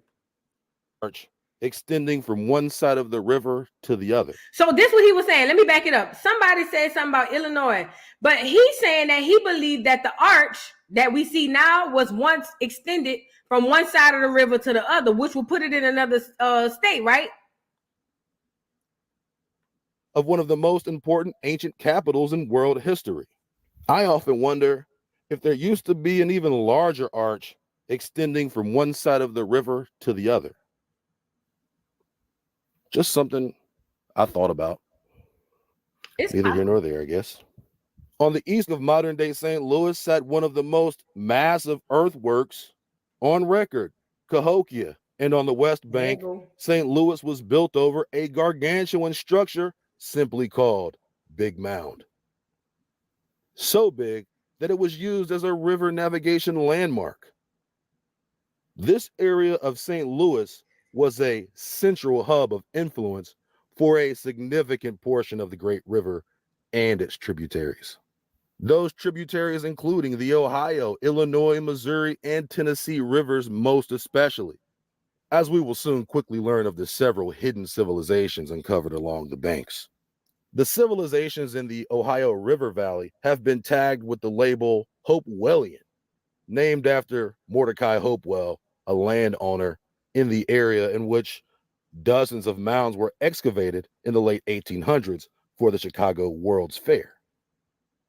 And speaking of World's Fair, what about the St. Louis World's Fair, where it looks like they built over an entire ancient city?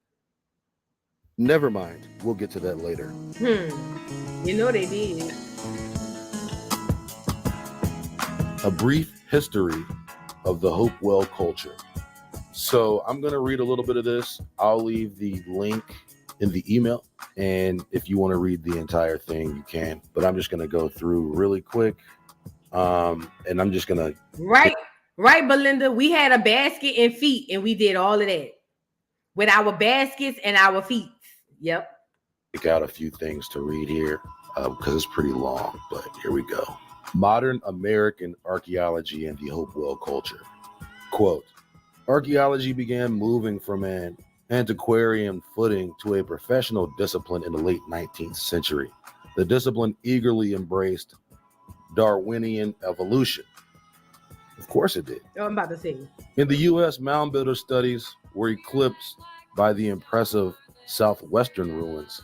Denied a glorious prehistoric past, American enthusiasm waned with the perception that the innately primitive and therefore inferior native peoples had not advanced beyond the Stone Age and were culturally static.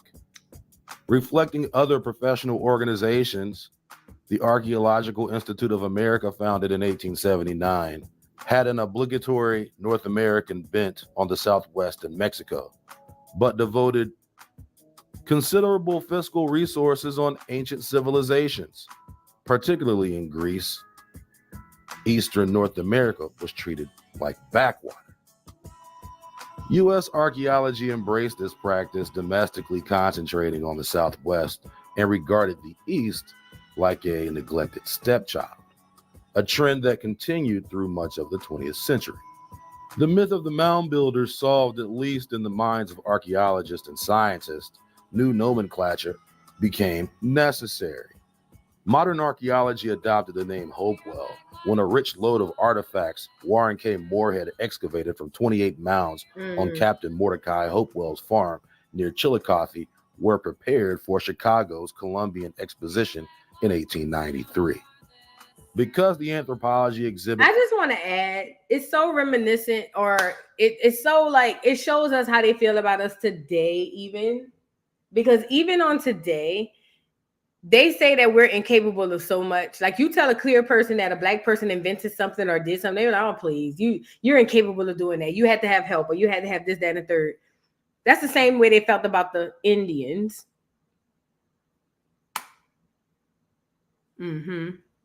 Focused on the Hopewell farm artifacts. Related earthworks and their cultural materials were referred to as Hopewellian, beginning in 1902.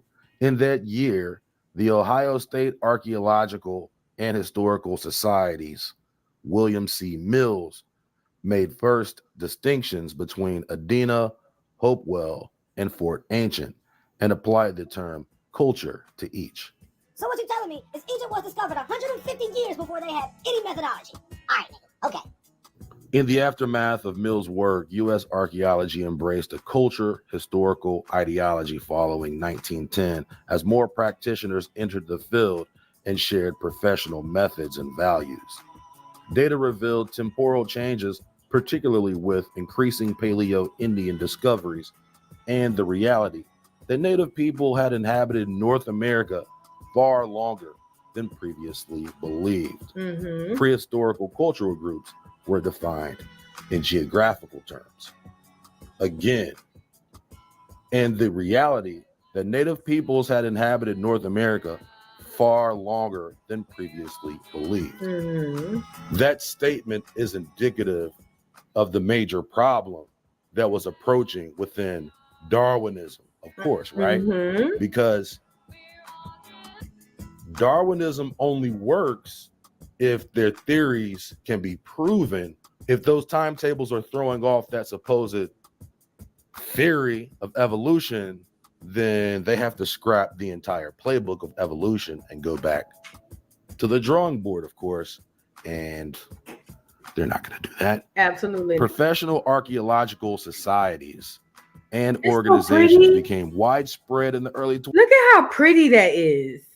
Look at how pretty that is. That is beautiful. Like, this aerial view of this is gorgeous. 20th century, sponsoring fieldwork and publications on archaeological materials and problems within state boundaries. Ohio possessed the best of these early state archaeological histories. The nation's university programs also mushroomed, so that by 1935, 21 such institutions supported research in Eastern U.S. archaeology. Wow, that's a real change of face. I want to fast American forward, archaeology. because they're getting into artifacts. We'll get into that another day. You want to know what these places look like and what they were doing in these places prior to? Peep this. Peep this. I think I said it was like 55. Let's go here. Did you know that Italy has the world's most UNESCO heritage sites? This would be an implication that Italy has more history than any other place on earth. You know, that little boot. All right. Cahokia was composed of 3 boroughs: Cahokia, East St. Louis, and St. Louis. Okay. So within these 3 boroughs, they're proposing that, you know, there was probably about not even 20,000 people in each borough, considering that they put the population at a maximum of 50,000 people. Right. Connected to each other via waterways and walking trails that extended across the Mississippi River floodplain for some 20 square kilometers. Its population consisted of agriculturalists who grew large amounts of maize and craft specialists who made beautiful Ohio pots, shell jewelry, Yes, girl, by Ohio. Yes, ma'am. arrow points, and flint clay figurines. Once again, we are seeing another attempt to minimize the accomplishments of the people. Hey, here's what they did. They made pots and used shells for jewelry. The city of Cahokia is one of the large earthen mound complexes that dot the landscapes of the Ohio and Mississippi River valleys and across the southeast. So you'll Who live around here? Miss Parker, we need to go up there. This is, look at how big, look at the people, look how small the people is going up this big old, girl, this is gorgeous. I wonder what the view look like up here. The Cahokia Mounds. notice in the last reading, much of the literature associated with the Ohio mound culture as opposed to the Illinois mound culture is there were various attempts by these so-called scholars, historians, archaeologists, whoever you want to call them, charlatans, to disconnect these cultures. Really, in the stages of early archaeology, there hadn't even been a systematic way to examine such materials. It didn't come later until they started developing scientific methods, and even along with radiocarbon dating, did such methodology become the norm across that industry. Continuing, despite the preponderance of archaeological evidence that these mounds... Oh no, Jailbug. Jailbug said the whole area is cursed. What happened?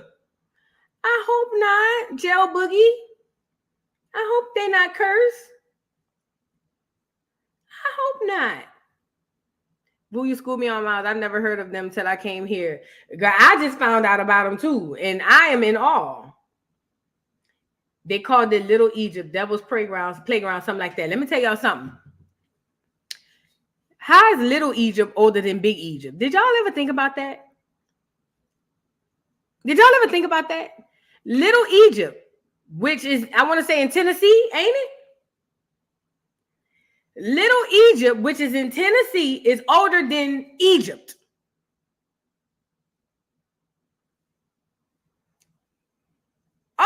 These are facts. Go look it up. Little Egypt in America is older than Egypt. The one that got the pyramids and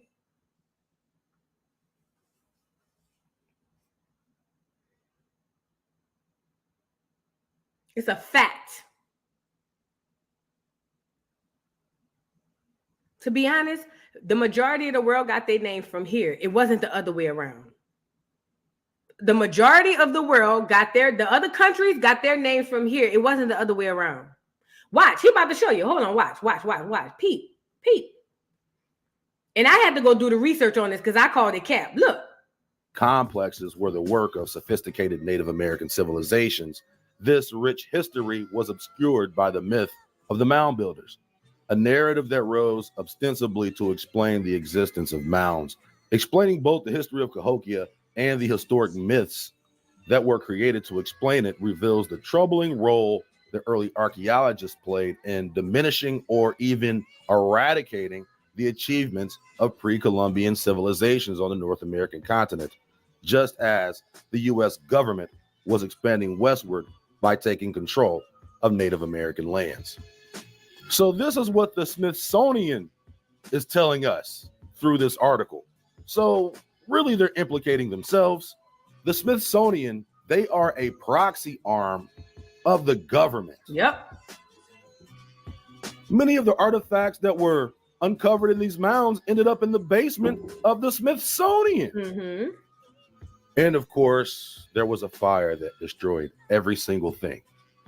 And that'll be a running theme throughout early American history, around the early to mid 1800s. Everything. Remember we did the Great Fires and we put all them different cities in there? Remember? I said, give me a city, and we did the Great Fire of whatever city, and then it came up 18 this, 18 that. All that's around that time. It's just a coincidence, though. It don't mean nothing. It's just a coincidence. Thing was catching on fire. But only the important buildings, only the important stuff got lost. None of the bullshit got lost in the fire.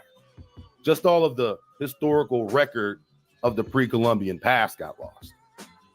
So the Smithsonian is implicating themselves, like a soft, dry snitch, just like the title of this article implies. White settlers eradicated the past.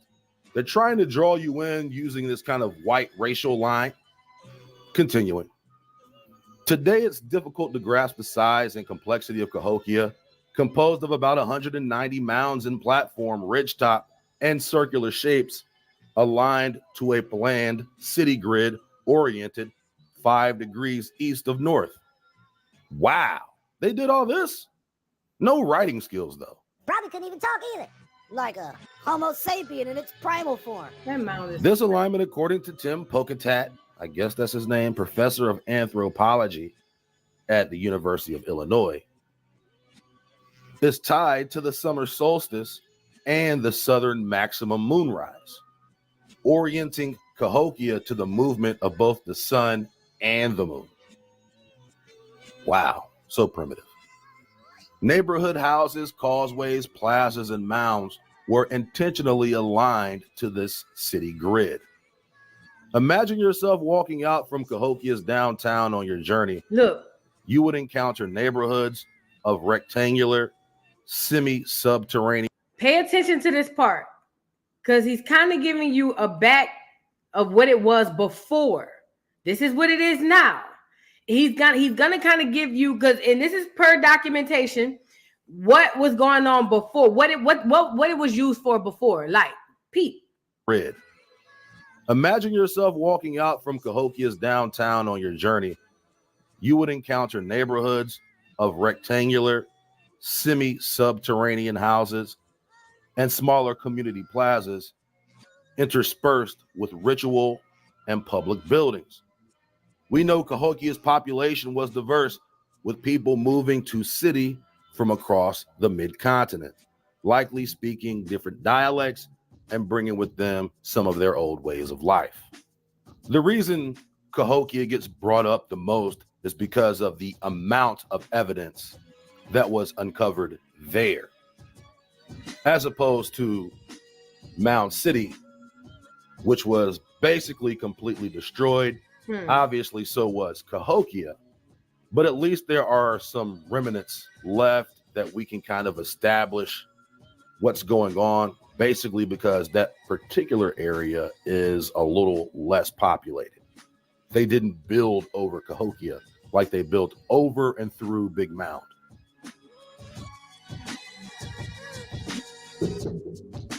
What you'll also find out is the railroad played a significant role in the destruction of the mounds as well. So it wasn't just city development, it was also the construction of the railroad went straight through a lot of the mounds.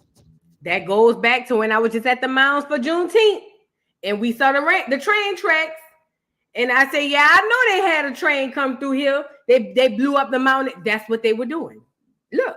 The largest mound at Cahokia was Monk's Mound, a 4-terraced platform mound about 100 feet high that served as the city's central point. Atop its summit sat one of the largest rectangular buildings ever constructed at Cahokia.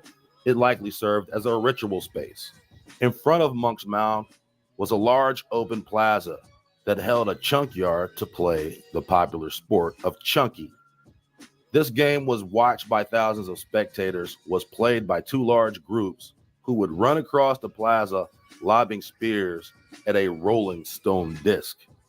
The goal of the game was to land their spear at a point where the disc would stop rolling. In addition to the chunk yard, upright marker posts and additional platform mounds were situated along the plaza edges. Ridgetop burial mounds were placed along Cahokia's central organizing grid, marked by the Rattlesnake Causeway and along the city limits. Cahokia was built rapidly, with thousands of people coming together to participate in its construction. As far as archaeologists know, there was no forced labor used to build these mounds. Instead, people came together for big feasts and gatherings that celebrated the construction of the mounds. The splendor of the mounds was visible to the first white people who described them, but they thought that the American Indian, known to early white settlers, could not have built any of the great earthworks that dotted the mid-continent. So the question became, who built the mounds? Right. Early archaeologists working to answer the question of who built the mounds attributed them to the Toltecs, Vikings, Welshmen, Hindus, and many others. It seemed that any other group other than the American Indian could serve as the likely architects of the great earthworks. The impact of this narrative led to some of early America's most rigorous archaeology, as the quest to determine where these mounds came from became salacious conversation pieces for America's middle and upper classes. Salacious, they say. Who built the mounds? That's a salacious topic. I wonder why it's so salacious.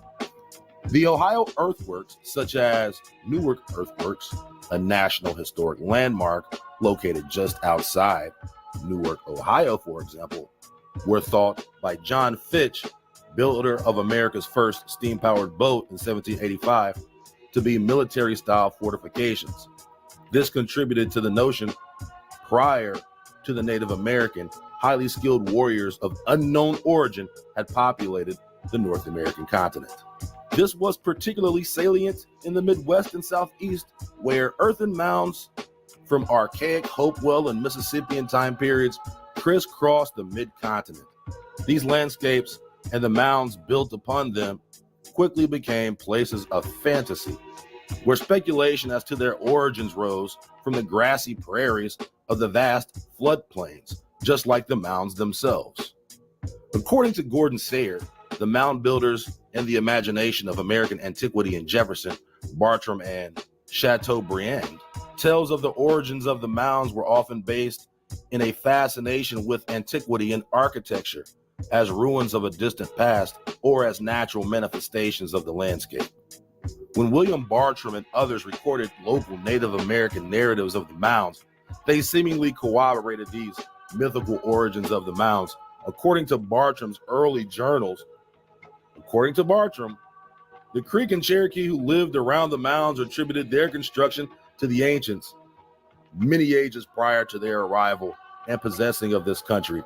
Bartram's account of the Creek and Cherokee histories led to the view that these American Indians were colonizers, just like European Americans. This served as one more way to justify the removal of Native Americans from their ancestral lands. If Native Americans were early colonizers too, the logic went, then white Americans had just as much right to the land as indigenous people. Pause. So they see no value in the Indians, the indigenous people, saying, oh, it's impossible for them to do it. It had to be a Viking, or it had to be somebody that was there long before them. Even though in Mississippi, it said that the place was that Mississippi was inhabited for 21,000 years, but they didn't start building mounds till 2,100 years ago. So they would rather say that we are colonizers, so it's okay for them to colonize us, than to say it's possible that our ancestors built that stuff. And they don't believe that. It's just what they tell themselves in order to feel okay with what they do. Oh, there we go. There we go. End quote. Charlatan Central.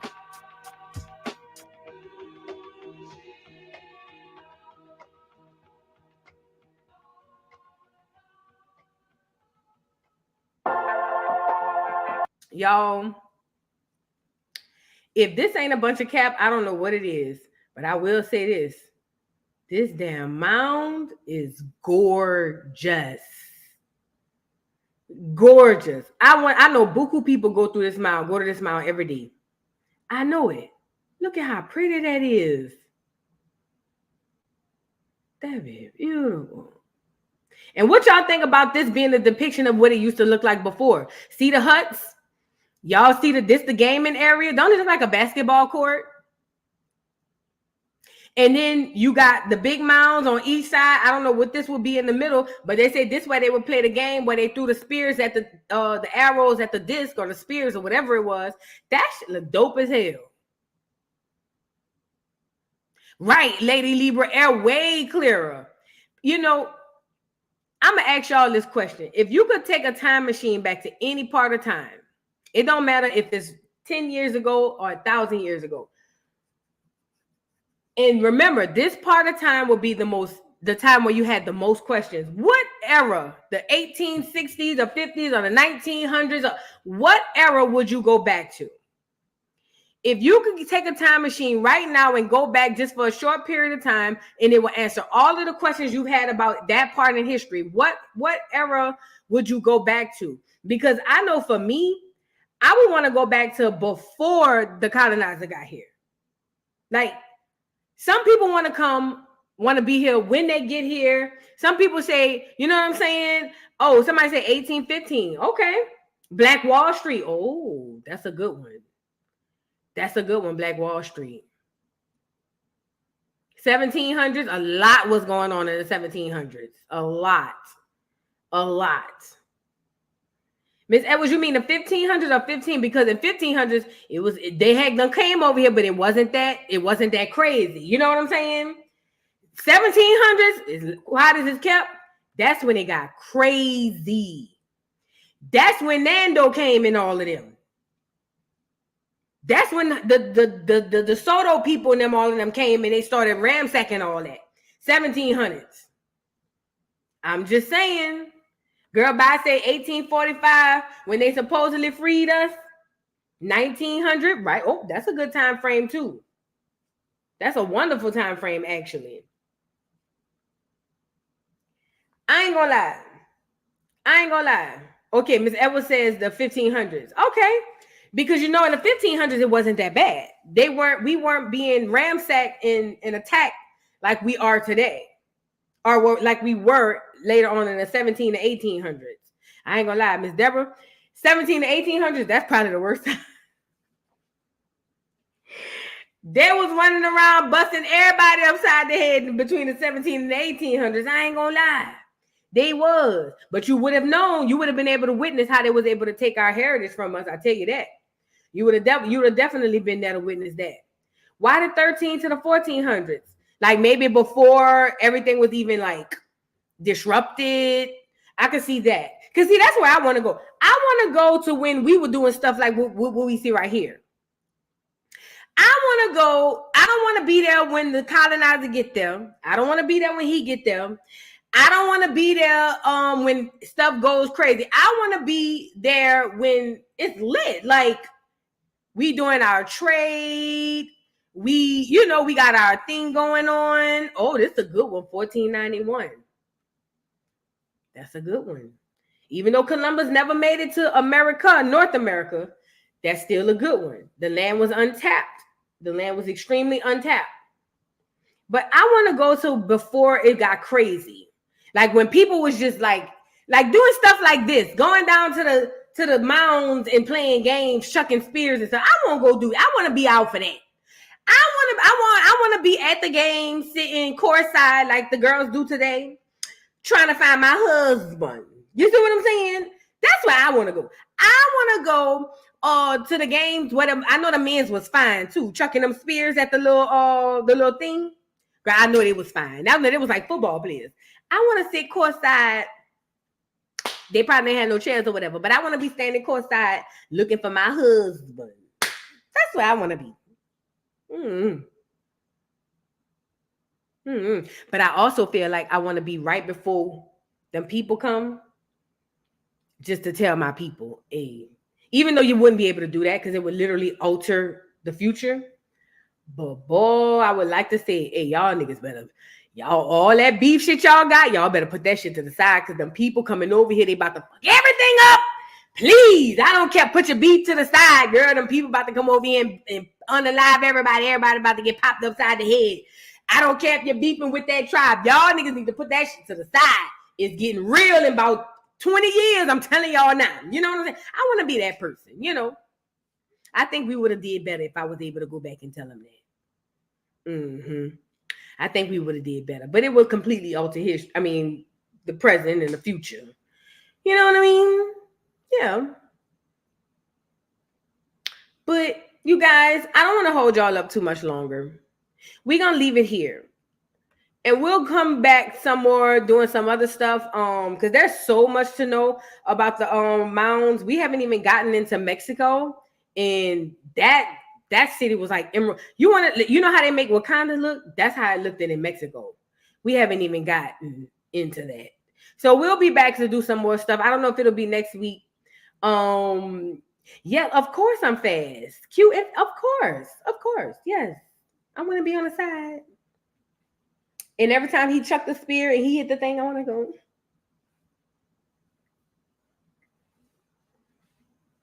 When he look over. Yes, I want that to be me. Yep. Go and get my husband. Go and get him. What's up? I'm going to be at all the games. Ain't missing a game. Yeah. But anyways, you guys, I'm going to leave it here. We'll come back next week. And I don't know if we'll go to the mounds. We'll figure it out how we're going to roll. But we're going to do some other history stuff, obviously. I appreciate every single one of y'all for being here. You guys, please like the video if you haven't already. I'm going to leave y'all off with my little video I made. I ain't going to play the outro. I'll do the outro after the video if y'all really want it. But I appreciate y'all for being here. Thank y'all so much for everything you do. And you guys, I will see y'all sometime tomorrow. Well, Black people are Native Americans. You know, we've had, a lot of proof that, some of us started here in this land. Everybody wasn't brought over from Africa. What are they doing here? They're Indians. This is one of my many unsuccessful experiments. You see, with Indians, there's absolutely nothing to be done. There's the same difference between a Negro and an Indian as there is between a dog and a coyote. You can put a dog on a leash, beat him, and he'll always be there to lick your feet.